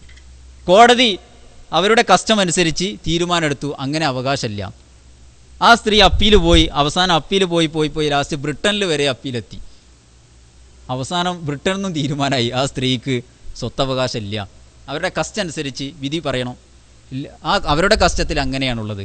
ഇന്ത്യയിലെ മുസ്ലിമീങ്ങൾ ജംഇയ്യത്തുൽ ഉലമായ ഹിന്ദുവും ഇന്ത്യയിലെ മുസ്ലിമീങ്ങൾ മുഴുവനും ഇസ്ലാമിനെതിരെയുള്ള വിധി എന്ന് പറഞ്ഞിട്ട് പ്രക്ഷോഭം നടത്തി. നമ്മൾ ഈ പറഞ്ഞ പോലുള്ള പ്രക്ഷോഭങ്ങൾ നടത്തി. ഈ പ്രക്ഷോഭം നടത്തിയതിനെ തുടർന്ന് ബ്രിട്ടീഷുകാർ അതിനെ രണ്ടാമത് വിചിന്തനം ചെയ്തു. വിചിന്തനം ചെയ്തതിനനുസരിച്ച് അവർ ഇന്ത്യയിൽ പല മുസ്ലിമീങ്ങളും പല മുസ്ലിം വിഭാഗങ്ങളും പല കസ്റ്റമുകളും പല ആചാരങ്ങളും ഫോളോ ചെയ്തു വന്നിരുന്നു, സ്വീകരിച്ചു വന്നിരുന്നു. ഈ സ്വീകരിച്ച നിയമങ്ങൾക്കൊക്കെ എന്ത് സ്വീകരിക്കുന്നോ ആ നിയമങ്ങളൊക്കെ ഇസ്ലാമിക നിയമത്തിന് ഖുർആൻ പറഞ്ഞ ശരീഅത്ത് പറഞ്ഞ നിയമങ്ങൾക്ക് വിരുദ്ധമാണ് എങ്കിൽ 1887 ഈ തീരുമാനം വരുന്നത്. ഇസ്ലാമിക ശരീഅത്ത് പറയുന്ന നിയമങ്ങൾക്ക് വിരുദ്ധമാണെങ്കിൽ ആ കസ്റ്റം തള്ളിക്കളയേണ്ടതാണ്. അഥവാ ഏതെങ്കിലും സമൂഹത്തിൽ സ്വത്തവകാശം ഇല്ലെങ്കിൽ ഇസ്ലാമിക ശരീഅത്ത് സ്വത്തവകാശം പറയുന്നുവെങ്കിൽ ആ നിലവിലുള്ള ആചാരത്തെ തള്ളിക്കളഞ്ഞുകൊണ്ട് ഇസ്ലാമിക നിയമപ്രകാരം എന്താണോ നൽകേണ്ടത് ആ നിയമപ്രകാരം തീരുമാനം പറയേണ്ടതാണ്. പക്ഷേ രാജ്യത്തിൻ്റെ പൊതു നിയമങ്ങളുണ്ട്. പൊതു നിയമവും ഇസ്ലാമിക നിയമവും എതിരായി വന്നാൽ ഇസ്ലാമിക നിയമങ്ങളെ തള്ളിക്കൊണ്ട് പൊതു നിയമങ്ങളെ അംഗീകരിക്കേണ്ടതാണ് എന്ന് 1887 ബ്രിട്ടീഷ് ഗവൺമെൻറ് കൊണ്ടുവന്ന ആക്റ്റിൽ പറഞ്ഞു. ആ ആക്ട് ഇന്നും നിലവിലുണ്ട്. അതുകൊണ്ടാണ് ഇന്ത്യയിലെ ഇസ്ലാമിക നിയമപ്രകാരം 15 വയസ്സെത്തിയാൽ പ്രായപൂർത്തി എത്തിയാൽ ഒരു പുരുഷനും ഒരു സ്ത്രീക്കും കല്യാണം കഴിക്കുക യാതൊരു പ്രശ്നവുമില്ല. 15 വയസ്സായ കുട്ടീനെ അല്ലെങ്കിൽ 16 വയസ്സായ ഒരു കുട്ടീനെ കല്യാണം കഴിച്ചതുകൊണ്ട് ഇസ്ലാമിക നിയമപ്രകാരം യാതൊരു പ്രശ്നവുമില്ല. പക്ഷേ ഇന്ത്യയിലെ ജനറൽ നിയമപ്രകാരം പൊതു നിയമപ്രകാരം 21 വയസ്സ് 18 വയസ്സ് ആവാതെ കുട്ടിയുടെ കല്യാണം കഴിക്കാൻ പാടില്ല എന്നാണ് ഇന്ത്യയിലെ പൊതു നിയമം. അതുകൊണ്ട് തന്നെ ഈ പൊതു നിയമത്തെ തെറ്റിച്ചുകൊണ്ട് ശരീഅത്തിൽ ഇങ്ങനെ ഉണ്ട് എന്ന് പറഞ്ഞുകൊണ്ട് ഒരു നിയമമായിട്ട് നമുക്ക് വരാൻ പറ്റുകയില്ല ഇന്ത്യയിൽ. അതേ പ്രകാരം തന്നെ ഞാൻ പറഞ്ഞല്ലോ 1850 ബ്രിട്ടീഷ് പാർലമെൻറ്റ് പാസ്സാക്കിയ ഈ കാസ്റ്റ് സിസ്റ്റത്തുമായിട്ട് ബന്ധപ്പെട്ട ജാതി വ്യവസ്ഥകൾ ഉണ്ടാവാൻ പാടില്ല, ജാതിയുടെ വിവേചനങ്ങൾ പാടില്ല എന്നുള്ള ആക്ട്. ഈ ആക്ട് അനുസരിച്ച് ഒരാൾ ഒരു മതത്തിൽ നിന്ന് മറ്റൊരു മതത്തിലേക്ക് മാറിയാൽ അദ്ദേഹത്തിന് സ്വത്ത് നിഷേധിക്കുക എന്നുള്ളത് ഒരർത്ഥത്തിലുള്ള ആനുകൂല്യങ്ങളും നിഷേധിക്കാൻ പാടില്ല എന്നാണ് ഈ ആക്ട് പറയുന്നത്. ഈ ആക്ടിൻ്റെ അടിസ്ഥാനത്തിൽ ഒരു മുസ്ലിമായൊരു മനുഷ്യൻ ക്രിസ്ത്യാനിയോ ഹിന്ദുവോ ആയി മാറിയാലും അവന് ഇസ്ലാമിക ശരീഅത്ത് പ്രകാരം അവന് സ്വത്തവകാശമില്ല. പക്ഷേ ഇന്ത്യൻ ജനറൽ നിയമം ആ ശരീഅത്തിൻ്റെ നിയമത്തിനും ഓവർകം ചെയ്യുന്നു. അതനുസരിച്ച് നമ്മൾ മറ്റൊരു മതത്തിലേക്ക് നമ്മുടെ ആൾ പോയാലും അവന് സ്വത്തവകാശം കൊടുത്തുകൊള്ളണം എന്നാണ് ഇന്ത്യൻ നിയമം. കോടതിയിൽ ചെന്നാൽ അങ്ങനെ തീരുമാനം പറയുള്ളൂ.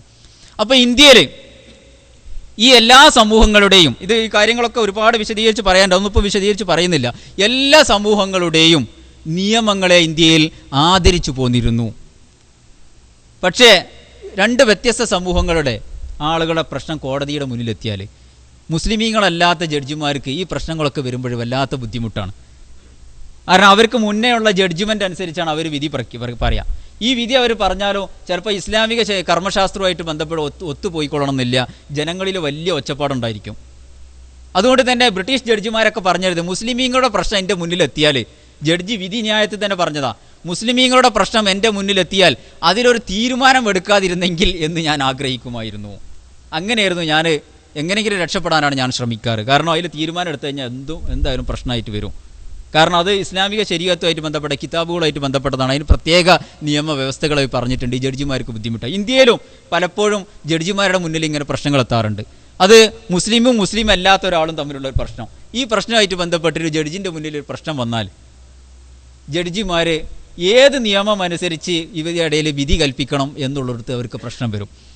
ഇങ്ങനെയൊക്കെ കോംപ്ലിക്കേഷൻ ഉണ്ടാകുന്ന സമയത്ത് സുപ്രീം കോടതിയിലാണെങ്കിലും ജഡ്ജിമാരാണെങ്കിലും പറയും ഏകീകൃത സിവിൽ കോഡ് ഉടൻ നടപ്പാക്കണമെന്ന് ഗവൺമെൻറ്റിനോട് ഇടക്കിടക്ക് പറഞ്ഞുകൊണ്ടിരിക്കും. അത് സുപ്രീം കോടതി പല കേസുകളിലും പറയുന്നതാണ്. കാരണം ജഡ്ജിൻ്റെ മുന്നിൽ ഇങ്ങനെ ഒരു പ്രശ്നം വന്നു, ഒരു മുസ്ലിമും ഹിന്ദു ആയിരിക്കും, മുസ്ലിമീങ്ങളിൽ തന്നെ 2 വിഭാഗങ്ങളായിരിക്കും. ഇങ്ങനെ പ്രശ്നങ്ങളൊക്കെ വരുമ്പോഴേ ചിലപ്പോൾ കോംപ്ലിക്കേഷൻ വരുമ്പോൾ കോടതി അവരുടെ സൗകര്യത്തിന് ഏകീകൃത നിയമങ്ങൾ വന്നാൽ ഞങ്ങൾക്കൊക്കെ വിധി പറയാൻ ഒരു സുഖമായിരുന്നു എന്ന് പലപ്പോഴും ജഡ്ജിമാർ പറയാറുണ്ട്. അങ്ങനെ പറഞ്ഞതാണ് ഈ സമയത്ത് വന്ന ജഡ്ജി സുപ്രീം കോടതി ചോദിച്ചത് ഏകീകൃത നിയമത്തിന് സമയമായിട്ടുണ്ടോ.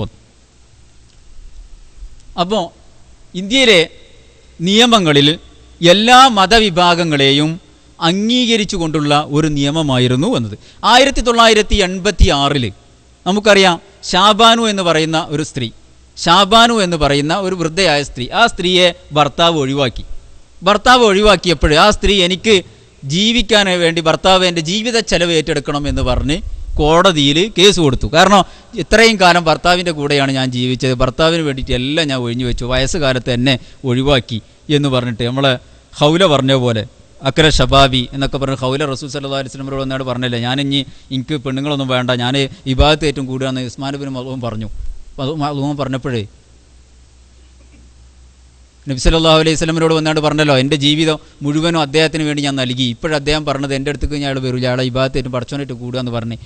അങ്ങനെ നബി സല്ലല്ലാഹു അലൈഹി വസല്ലം എന്നോട് തീരുമാനം പറയാൻ വന്നപ്പോഴാണ് ലഖദ് സമിഅ അല്ലാഹു ഖൗലല്ലതി തുജാദിലുക ഫീ സൗജിഹ എന്നുള്ള ആയത്ത് ഇറങ്ങിയതും തുടർന്ന് ഉസ്മാനുവിനെ വിളിച്ച് റസൂൽ സല്ലല്ലാഹു അലൈഹി വസല്ലം കാര്യങ്ങളൊക്കെ പറഞ്ഞു. ഇതേമാതിരി ആ സ്ത്രീ പോയിട്ട് ഇങ്ങനെ പറഞ്ഞു, അദ്ദേഹം എൻ്റെ ജീവിത ചെലവ് മുഴുവനും ഏറ്റെടുക്കണം. കോടതി അന്ന് യൂസുഫ് അലിയുടെ ട്രാൻസ്ലേഷൻ അനുസരിച്ചാണ് ഖുർആനിലുള്ള വലിൽ മുത്തല്ലഖാത്തി മതാഉം ബിൽ മാറൂഫി ഹഖൻ അലൽ മുത്തഖീൻ എന്ന് പറയുന്ന അവർക്കൊക്കെ ജീവനാംശം നൽകണം എന്ന് അദ്ദേഹം എഴുതി വെച്ച ആ ഇംഗ്ലീഷ് വേർഡ് അനുസരിച്ച് കോടതി തീരുമാനിച്ചു. എന്ത്? ആ സ്ത്രീ മരിക്കുന്നത് വരെ, ഷാബാനു എന്ന് പറയുന്ന സ്ത്രീ മരിക്കുന്നത് വരെ ആ സ്ത്രീക്ക് ചെലവ് കൊടുക്കൽ അദ്ദേഹത്തിൻ്റെ ബാധ്യതയാണ്. ഇസ്ലാമിൽ അങ്ങനെ പറഞ്ഞിട്ടുണ്ട് എന്ന് പറഞ്ഞു. അങ്ങനെ പറഞ്ഞിട്ടുണ്ട് എന്ന് പറഞ്ഞാൽ ഇസ്ലാമിൽ അങ്ങനെ ഒരു നിയമമില്ല. ഒരു വിവാഹമോചിതയായ സ്ത്രീക്ക് ചെലവ് കൊടുക്കാൻ നമ്മൾ ബാധ്യസ്ഥരൾ ആ സ്ത്രീയുടെ ഇദ്ദ കാലത്താണ്. ഇദ്ദയുടെ കാലം കഴിഞ്ഞാൽ നമ്മളത് ആ സ്ത്രീക്ക് ചെലവ് കൊടുക്കേണ്ട യാതൊരു ആവശ്യമില്ല. അത് വേറെ അന്യ സ്ത്രീ ആയിട്ട് മാറി. ഇദ്ദ കഴിയുന്നത് വരെ നമ്മളെ സ്ത്രീ തന്നെയാണത്, നമ്മളെ ഭാര്യ തന്നെയാണത്. അപ്പോൾ ഇദ്ദ കഴിഞ്ഞാൽ അതിന് കാലാകാലം ചെലവ് കൊടുക്കണമെന്നുള്ള തീരുമാനം വന്നപ്പോഴേ ഇന്ത്യയിലെ മുസ്ലിമീങ്ങൾ ഇസ്ലാമിക ശരീഅത്ത് നിയമത്തിന് വിരുദ്ധമാണ് എന്ന് പറഞ്ഞിട്ട് വലിയ പ്രക്ഷോഭം ഉണ്ടാക്കി. അതിനെ തുടർന്നാണ് മുസ്ലിം പേഴ്സണൽ ലോ ബോർഡ് നിലവിൽ വന്നതും അങ്ങനെ ആണ് നദ്വി സാഹിബ് ഇവിടെ ആണ് കോഴിക്കോട് വന്നതും ശംസുൽ ഉലമ നദ്വി സാഹിബും ഒന്നിച്ച് വേദി പങ്കിട്ടു.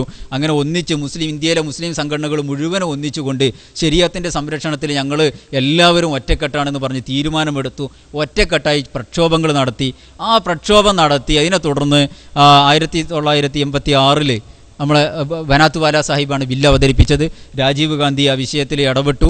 കോൺഗ്രസ് നമ്മുടെ നിയമം അനുസരിച്ച് തന്നെ വിവാഹമോചിതയായ സ്ത്രീക്ക് ഇദ്ദ കാലാവധി കഴിയുന്നത് വരെ മാത്രം ഭർത്താവ് ചെലവ് കൊടുക്കണം, മത കൊടുക്കണം എന്ന ആണ് മുസ്ലിം വുമൺ പ്രൊട്ടക്ഷൻ ആക്ട് എന്ന് പറയുന്ന ഒരു ആക്ട് 1986 അദ്ദേഹം അംഗീകരിച്ചു. ഇന്ത്യയിലെ പാർലമെൻറ്റ് അംഗീകരിച്ചു.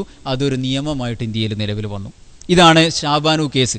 അന്നായിരുന്നു നമ്മൾ മുസ്ലിം ശരീഅത്തുമായിട്ട് ബന്ധപ്പെട്ടിട്ട് വലിയൊരു പ്രക്ഷോഭം ഇന്ത്യയിൽ നടത്തിയത്. അപ്പോൾ ഇന്ത്യയിൽ മുസ്ലിമീങ്ങളുടേതായ ഇന്ത്യൻ ജനറൽ ലോക്ക് വിരുദ്ധമാകാത്ത മുസ്ലിമീങ്ങളെ അവരുടെ വ്യക്തിത്വം നിലനിർത്താൻ ആവശ്യമായ എല്ലാ രീതിയിലും ഇന്ത്യയിൽ മുസ്ലിമീങ്ങൾക്ക് ജീവിച്ചു പോവാം. പക്ഷെ ഒരാൾക്ക് നിർബന്ധപൂർവ്വം ഈ നിയമം അംഗീകരിക്കേണ്ടതില്ല. മുസ്ലിമീങ്ങളിൽ പെട്ട ഒരാൾ വിചാരിക്കുകയാണ് എനിക്ക് ഈ നിയമങ്ങളൊന്നും അംഗീകരിക്കാൻ ഞാൻ ബാധ്യസ്ഥനല്ല, നിരീശ്വരവാദിയായിട്ടുള്ള ഒരാളാണ്. അയാൾക്ക് ഇന്ത്യയിലെ മുസ്ലിമീങ്ങൾ ഇസ്ലാം പറയുന്ന, ഫിഖ് പറയുന്ന, കർമ്മശാസ്ത്രം പറയുന്ന നിയമങ്ങളൊന്നും അംഗീകരിക്കാൻ അയാൾ തയ്യാറല്ലെങ്കിൽ നിർബന്ധിച്ചുകൊണ്ട് ഈ നിയമം തന്നെ നീ മുസ്ലിം ആയതുകൊണ്ട്, അല്ലെങ്കിൽ എൻ്റെ പേര് മുസ്ലിം ആയതുകൊണ്ട്, വാപ്പ മുസ്ലിം ആയതുകൊണ്ട് ഈ നിയമം തന്നെ നീ അംഗീകരിച്ചേ പറ്റൂ, അല്ലെങ്കിൽ സ്ത്രീയോട് നീ അംഗീകരിച്ചേ പറ്റൂ എന്നുള്ള ഒരു നിർബന്ധം ഇന്ത്യൻ നിയമത്തിലില്ല. അവർക്ക് മറ്റ് പഴുതുകളുണ്ട്, മാർഗങ്ങളുണ്ട്. ഇന്ത്യയിലെ സ്പെഷ്യൽ മാരേജ് ആക്ട് പറയുന്ന ഒരു ആക്ട് ഉണ്ട്. 1956 ആ ആക്ട് നിലവിൽ വന്നത്. എന്ന് പറഞ്ഞാൽ ഇന്ത്യയിലെ മാരേജ് ആക്ട്, രജിസ്റ്റർ വിവാഹ പ്രകാരം ഇന്ത്യയിൽ വിവാഹം ചെയ്യുന്ന ആളുകൾ, ഗവൺമെൻറ്റിൻ്റെ അടുത്തുണ്ട് ഒരു വിവാഹ ബ്യൂറോ ഒക്കെ ഉണ്ട്, അതിൽ പോയിട്ട് രജിസ്റ്റർ മാരേജ് ചെയ്യുന്ന ആളുകൾക്ക് ഇന്ത്യൻ സ്പെഷ്യൽ ആക്ട് പ്രകാരമായിട്ടും അവരുടെ നിയമങ്ങളൊക്കെ, അവരുടെ പ്രോപ്പർട്ടി, അവരുടെ സിവിൽ നിയമങ്ങളിലൊക്കെ ഇന്ത്യയുടെ നിയമങ്ങൾക്കനുസരിച്ചാണ് നിയമം പറയുക. അതൊരിക്കലും ഇസ്ലാമിൻ്റെ നിയമങ്ങളായിരിക്കില്ല, ശരീഅത്തിൻ്റെ നിയമങ്ങളായിരിക്കില്ല. അവരുടെ സ്വത്ത് അവകാശമായിട്ടുള്ള തർക്കങ്ങൾ വന്നു, ഒരു മാരേജ് ആക്ട് ഇങ്ങനെ ആണ്, സ്പെഷ്യൽ രജിസ്റ്റർ മാരേജ് ചെയ്തവരാണ് എങ്കിൽ അവരെ ശരീഅത്ത് നിയമപ്രകാരമല്ല അവരിൽ തീരുമാനങ്ങൾ പറയുക. അവരുടെ തീരുമാനങ്ങൾ പറയേണ്ടത് ഇന്ത്യയിലെ ജനറൽ ആക്ട് പ്രകാരമാണ്, നിയമപ്രകാരമാണ്. ആ ആക്ട് പ്രകാരം ഹിന്ദു ക്രിസ്ത്യൻ കോഡോ അതിനനുസരിച്ചൊക്കെയാണ് അത് വരുന്നത്. ബ്രിട്ടീഷുകാരുടെ ജനറൽ ആക്ട് പ്രകാരമാണ് അവരുടെ നിയമങ്ങൾ വരിക. അങ്ങനെ പഴുതുകളിലൂടെ സ്വതന്ത്രമായിട്ട് ഒരാൾക്ക് ഈ നിയമങ്ങളെ മറികടന്നുകൊണ്ട് ജീവിക്കാൻ ആഗ്രഹിക്കുന്നവർക്ക് അങ്ങനെ ജീവിക്കാം. ഇന്ത്യയിലെ 11ാമത്തെ ചീഫ് ജസ്റ്റിസ് ഹിദായത്തുള്ള മരിക്കണ സമയത്ത് അയാൾ വസിയത്ത് ചെയ്തിരുന്നു അദ്ദേഹത്തെ ദഹിപ്പിക്കണം. അദ്ദേഹത്തെ ദഹിപ്പിച്ചു. ഇന്ത്യയിലെ മുസ്ലിമീങ്ങൾക്ക് ആർക്കെങ്കിലും പ്രശ്നം ഉണ്ടായിരുന്നോ? ഒരു മുസ്ലിമായൊരു മനുഷ്യൻ അദ്ദേഹത്തെ ഇസ്ലാമിൻ്റെ രീതിയിൽ മറവ് ചെയ്യണം, അതാണ് രീതി. അങ്ങനെ ആഗ്രഹിക്കുന്ന, അങ്ങനെ മറവ് ചെയ്യണം എന്ന് ആഗ്രഹിക്കുന്ന, ഇസ്ലാമിൻ്റെ ആചാരപ്രകാരം ജീവിക്കണം എന്ന് പറയുന്ന ഒരു മനുഷ്യന്, ഒരാൾക്ക് അത് അങ്ങനെ നീ ജീവിക്കാൻ പാടില്ല എന്ന് പറയുന്നതിനെ മാത്രമാണ് നമ്മൾ എതിർക്കുന്നത്. സ്വന്തമായിട്ട് ഇസ്ലാമിൽ നിന്ന് ഒരാൾ പോയി മുർത്തദായിട്ട് വേറൊരു രീതിയിൽ പോയി, അല്ലെങ്കിൽ വേറെ ഏതെങ്കിലും നിയമങ്ങളനുസരിച്ച് ഒരാൾ ജീവിച്ചാൽ അങ്ങനെ അയാൾ ജീവിക്കാൻ പാടില്ല, അയാളെ പിടിച്ച് നിർബന്ധമായിട്ട് ഇങ്ങോട്ട് കൊണ്ടുവരണമെന്ന് ഇന്ത്യയിലെ മുസ്ലിമീങ്ങൾ ആരും ആവശ്യപ്പെടുന്നില്ല. അങ്ങനെ ഒരു നിയമത്തിന് വേണ്ടിയല്ല നമ്മൾ ആവശ്യപ്പെടുന്നത്.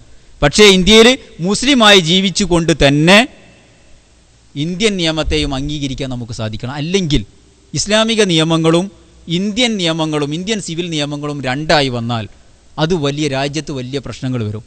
മുസ്ലിമീങ്ങൾക്ക് സ്വതന്ത്രമായിട്ട് രാജ്യത്തെ അംഗീകരിക്കണോ അല്ലെങ്കിൽ മതത്തിനെ അംഗീകരിക്കണോ എന്നുള്ളിടത്ത് കൺഫ്യൂഷൻ വന്നു. ഇസ്ലാമിൻ്റെ നിയമങ്ങളെ അംഗീകരിക്കുമ്പോഴും രാജ്യത്തിൻ്റെ നിയമങ്ങളെതിരായും രാജ്യത്തെ വഞ്ചിച്ചുകൊണ്ട് ഇസ്ലാമിക നിയമങ്ങളുമായിട്ട് മുന്നോട്ട് പോകേണ്ടി വരും. അല്ലെങ്കിൽ ഇസ്ലാമിനെ ഒരു മാറ്റി നിർത്തിക്കൊണ്ട് രാജ്യത്തിൻ്റെ നിയമങ്ങളുമായിട്ട് മുന്നോട്ട് പോകേണ്ടി വരും. ഇത് മുസ്ലിമീങ്ങളെ വലിയൊരു കൺഫ്യൂഷനിലാക്കി മാറ്റും. എന്ന് മാത്രമല്ല രാജ്യത്തിൻ്റെ പ്രൊഡക്ടിവിറ്റിനെ തന്നെ ബാധിക്കും. മതവും ഈ സിവിൽ നിയമങ്ങളും എന്നൊക്കെ പറഞ്ഞാൽ മനുഷ്യൻ്റെ ഏറ്റവും അടുത്ത് ബന്ധപ്പെട്ട വലിയ വൈകാരികമായൊരു പ്രശ്നമാണ്. അതുകൊണ്ട് അതുമായിട്ട് കെട്ടുപടഞ്ഞുകൊണ്ടായിരിക്കും മനുഷ്യൻ്റെ അടുത്ത ജീവിതങ്ങളൊക്കെ, ചിന്തകൾ മുഴുവനും, അധ്വാനങ്ങൾ മുഴുവനും, ആ എല്ലാ പരിശ്രമങ്ങൾ മുഴുവനും. അങ്ങനെ വരുമ്പോൾ സമൂഹത്തിൻ്റെ സ്വത്വവുമായിട്ട് പോരാടിക്കൊണ്ടിരിക്കുന്ന ഒരു രാജ്യത്തിനും ലോകത്ത് പുരോഗതി കൈവരിക്കാൻ സാധിച്ചിട്ടില്ല എന്നാണ്. ചെറിയൊരു കാര്യമല്ല. സമൂഹത്തിൻ്റെ സ്വത്വവുമായിട്ട്, അടിസ്ഥാനങ്ങളുമായിട്ട് അത് അതിൻ്റെ നേർക്ക് വിട്ടണം. നമ്മുടെ രാജ്യത്ത് ഹിന്ദുക്കളുണ്ടെങ്കിൽ അവർക്ക് അവരുടെ നിയമം അനുസരിച്ച് ജീവിക്കാൻ അനുവദിച്ചു കൊടുക്കണം. ക്രിസ്ത്യാനികളുണ്ടെങ്കിൽ അവരെ ജീവിതത്തിൽ അംഗീകരിച്ചു കൊടുക്കണം. എന്നാലേ എല്ലാവരും കൂടി നമ്മുടെ രാജ്യത്തിൻ്റെ പുരോഗതിക്ക് വേണ്ടി കൂട്ടായിട്ട് ശ്രമിച്ച് ഒരേ സമൂഹമായിട്ട് രാജ്യം പുരോഗതി മുന്നോട്ട് പോകുള്ളൂ. സ്വത്വവുമായി ഏറ്റുമുട്ടിയ ഏത് രാജ്യങ്ങളും, തുർക്കി അതിൻ്റെ ഏറ്റവും വലിയ ഉദാഹരണമായിരുന്നു. തുർക്കി 1923 മുതൽ 2000 വരെ ഇതിലുള്ള കാലഘട്ടത്തിലെ തുർക്കി ചരിത്രം പരിശോധിച്ചാൽ നമുക്കറിയാം, താഴോട്ട് തുർക്കി പോയിക്കൊണ്ടിരുന്നത് ഒന്നുമല്ലാത്തൊരവസ്ഥയായിരുന്നു. അവരുടെ സ്വത്വം ജനങ്ങളെ അംഗീകരിച്ചു കൊണ്ടിരുന്നു. അവരുടെ അടിസ്ഥാനങ്ങളെ അംഗീകരിക്കാൻ തുടങ്ങിയത് മുതൽ തുർക്കിയുടെ ചരിത്രം അത് മുകളിലോട്ട് വന്നുകൊണ്ടിരുന്നു. ഏത് രാജ്യങ്ങളും അങ്ങനെ ഫോളോ ചെയ്തുകൊണ്ടിരിക്കുന്നുണ്ട്.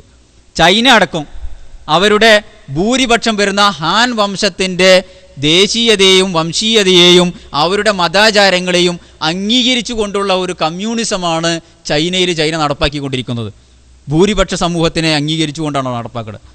ആ രാജ്യത്തെ ജനവിഭാഗങ്ങളെ മാറ്റി നിർത്തിക്കൊണ്ട്, അവരെ സ്വത്വബോധത്തിനെയൊക്കെ എതിർത്തുകൊണ്ട്, അതിനെ മറികടന്നുകൊണ്ട് ഒരു നിയമം ഒരു രാജ്യത്തിന് മുന്നോട്ട് പോകാൻ കഴിയില്ല. ഒരു പരിഷ്കൃത രാജ്യങ്ങളൊന്നും അതിന് തയ്യാറല്ല. അതുകൊണ്ടല്ല യൂറോപ്യൻ രാജ്യങ്ങളൊക്കെ അവിടെ എല്ലാത്തിനും സ്വാതന്ത്ര്യം നൽകി. ഏത് നാട്ടുകാരനും വന്നിട്ട് അവിടെ രാജ്യക്കാരനായി മാറാം, പൗരത്വം സ്വീകരിക്കാം എന്ന് മാത്രമല്ല ആ രാജ്യത്തെ അയാളെല്ലാ നിയമങ്ങളും സിവിൽ നിയമങ്ങളും അംഗീകരിച്ചുകൊണ്ട്, വ്യക്തി സ്വാതന്ത്ര്യം അംഗീകരിച്ചുകൊണ്ട്, പ്രചരണം നടത്താനുള്ള സ്വാതന്ത്ര്യം അനുവദിച്ചുകൊണ്ട് ഉള്ളൊരു നിയമമാണ് ഏറ്റവും പരിഷ്കൃത രാജ്യങ്ങളെന്നറിയപ്പെടുന്ന യൂറോപ്യൻ രാജ്യങ്ങൾ നിലനിർത്തിക്കൊണ്ടിരിക്കുന്നത്. എന്തുകൊണ്ടാണ്? അവർക്കറിയാത്തത് കൊണ്ടാണോ? അവർക്ക് ഏകീകൃതമായ നിയമങ്ങൾ എന്നുള്ള രീതിയിൽ എല്ലാ നിയമങ്ങളെയും തിരസ്കരിച്ചുകൊണ്ട്, അടിസ്ഥാനങ്ങളെ ഒക്കെ മാറ്റിക്കൊണ്ട്, ജനങ്ങളെല്ലാ സ്വാതന്ത്ര്യങ്ങളെയും ഹനിച്ചുകൊണ്ടുള്ള തീരുമാനങ്ങൾ അവർക്ക് എടുത്തുകൂടായിരുന്നു. അവരെ പുരോഗതിയെ അത് ബാധിക്കും, ഇന്ത്യയുടെ പുരോഗതിയെയും അത് ബാധിച്ചു കൊണ്ടിരിക്കും. അതുകൊണ്ടാണ് ഇന്ത്യയിലെ ഏകീകൃത സിവിൽ കോഡ് എന്ന തീരുമാനത്തെ മുസ്ലിങ്ങൾ എതിർത്തുകൊണ്ടിരിക്കുന്നത്. ആ തീരുമാനത്തിൽ നിന്ന് രാജ്യം സർക്കാർ പിന്നോട്ട് പോകണമെന്നാണ്. ഇന്ത്യയിലെ BJP സർക്കാരിന് അവരുടേതായ തീരുമാനങ്ങളുണ്ട്, അവരുടേതായ തന്ത്രങ്ങളുണ്ട്, അവരുടേതായ ലക്ഷ്യങ്ങളുണ്ട്. ഈ ലക്ഷ്യം ഇന്ത്യയിലെ ബഹുസ്വരതയെ നശിപ്പിക്കുക എന്നാണ്. ഇന്ത്യയെ അത് താഴോട്ട് കൊണ്ടുപോകുന്നതാണ്. കാരണം ഇന്ത്യയിലെ BJP സർക്കാർ മുന്നോട്ട് കൊണ്ടുവയ്ക്കുന്ന അജണ്ട അത് ആര്യവർഗത്തിൻ്റെ അജണ്ടയാണ്. ഇന്ത്യയിൽ മുസ്ലിമീങ്ങൾ വരുന്നതിൻ്റെ മുന്നേ സവർണ വിഭാഗത്തിൽപ്പെട്ട ഏതാനും ആളുകളുടെ മേൽക്കോയ്മയിലായിരുന്നു രാജ്യത്തെ ജനവിഭാഗങ്ങൾ കഴിഞ്ഞുകൂടിയിരുന്നത്. സവർണ വിഭാഗങ്ങൾ എന്ന് പറഞ്ഞാൽ ബ്രാഹ്മണന്മാരും വൈശ്യന്മാരും ക്ഷത്രിയരുമായ വിഭാഗങ്ങളുടെ കീഴിലായിരുന്നു കൂടിയിരുന്നത്. ഇന്ത്യയിലെ ഏറ്റവും പുരാതനമായ ജനവിഭാഗം അഥവാ ഇന്ത്യയിലെ ദ്രാവിഡ വിഭാഗം, ഇന്ത്യയിലെ ഏറ്റവും വലിയ സംസ്കാരം ഉണ്ടാക്കിയ ആളുകളാണ് ദ്രാവിഡന്മാർ. അവരാണ് സിന്ധു നദീതട സംസ്കാരവും മോഹൻജദാരോയിലും ഹാരപ്പയിലും ഒക്കെ ഏറ്റവും ഉയർന്ന സംസ്കാരം എന്ന് നമ്മളൊക്കെ ഇന്ന് ചരിത്രത്തിൽ വായിക്കുന്ന ഗവേഷകന്മാർ കണ്ടെത്തിയ ഈ സംസ്കാരത്തെ വളർത്തിക്കൊണ്ടുവന്ന ആളുകളായിരുന്നു ഈ നാഗരികതയുടെ ആളുകൾ. ഈ നാഗരികതയുടെ ആളുകളെ അവിടെ നിന്ന് അടിച്ചു ഓടിച്ച് അവരെ തകർത്ത് നശിപ്പിച്ച് അങ്ങനെ അവരെ ദക്ഷിണ ഭാഗത്തേക്ക് ആട്ടിയോടിച്ചത് ഇന്ത്യയിലെ ഈ ആര്യ സമൂഹമായിരുന്നു. ആ ആര്യന്മാർ ഒരു സഹസ്രാബ്ദത്തിലധികം എന്നല്ല സഹസ്രാബ്ദങ്ങളോളം ഇന്ത്യയിലെ ഭൂരിപക്ഷം വരുന്ന സമൂഹത്തെ ഒന്നുമല്ലാതാക്കി അടിച്ചൊതുക്കി അവരുടെ അടിമകളാക്കി വെച്ചു, അവരുടെ സ്വത്വം തന്നെ നഷ്ടപ്പെടുത്തി അവരുടെ ഭരണം നടത്തി. ആ അവസ്ഥയിലേക്ക് ഇന്ത്യയിൽ പിന്നെ സ്വാതന്ത്ര്യത്തിന് ശേഷം എല്ലാ ജനവിഭാഗങ്ങളെയും അംഗീകരിച്ചു, എല്ലാവരും വളർന്നു, എല്ലാ ജനവിഭാഗങ്ങളും അവരുടെ രീതിക്കനുസരിച്ച് ഇന്ത്യയെ സേവിച്ചു കൊണ്ടിരുന്നു. ഇന്ത്യ ഞങ്ങളതാണെന്നുള്ള തോന്നൽ വന്നു. ഇന്ത്യയിലെ ഒരുപാട് കാലം സുഖിച്ച ആര്യ സമൂഹത്തിൽപ്പെട്ട വിഭാഗം അതേ അവസ്ഥയിലേക്ക് ഇന്ത്യയെ മടക്കി കൊണ്ടുവരാനുള്ള ഒരു ശ്രമമാണ് നടത്തിക്കൊണ്ടിരിക്കുന്നത്. ആ ശ്രമത്തിൻ്റെ ഭാഗമാണ് മുസ്ലിമീങ്ങളെ മുഖ്യ ശത്രുവായിട്ട് കണ്ട് അവർ പ്രചരണം നടത്തിക്കൊണ്ടിരിക്കുക. എന്നിട്ട് മറ്റുള്ളവരൊക്കെ ഏകീകരിക്കുന്നു.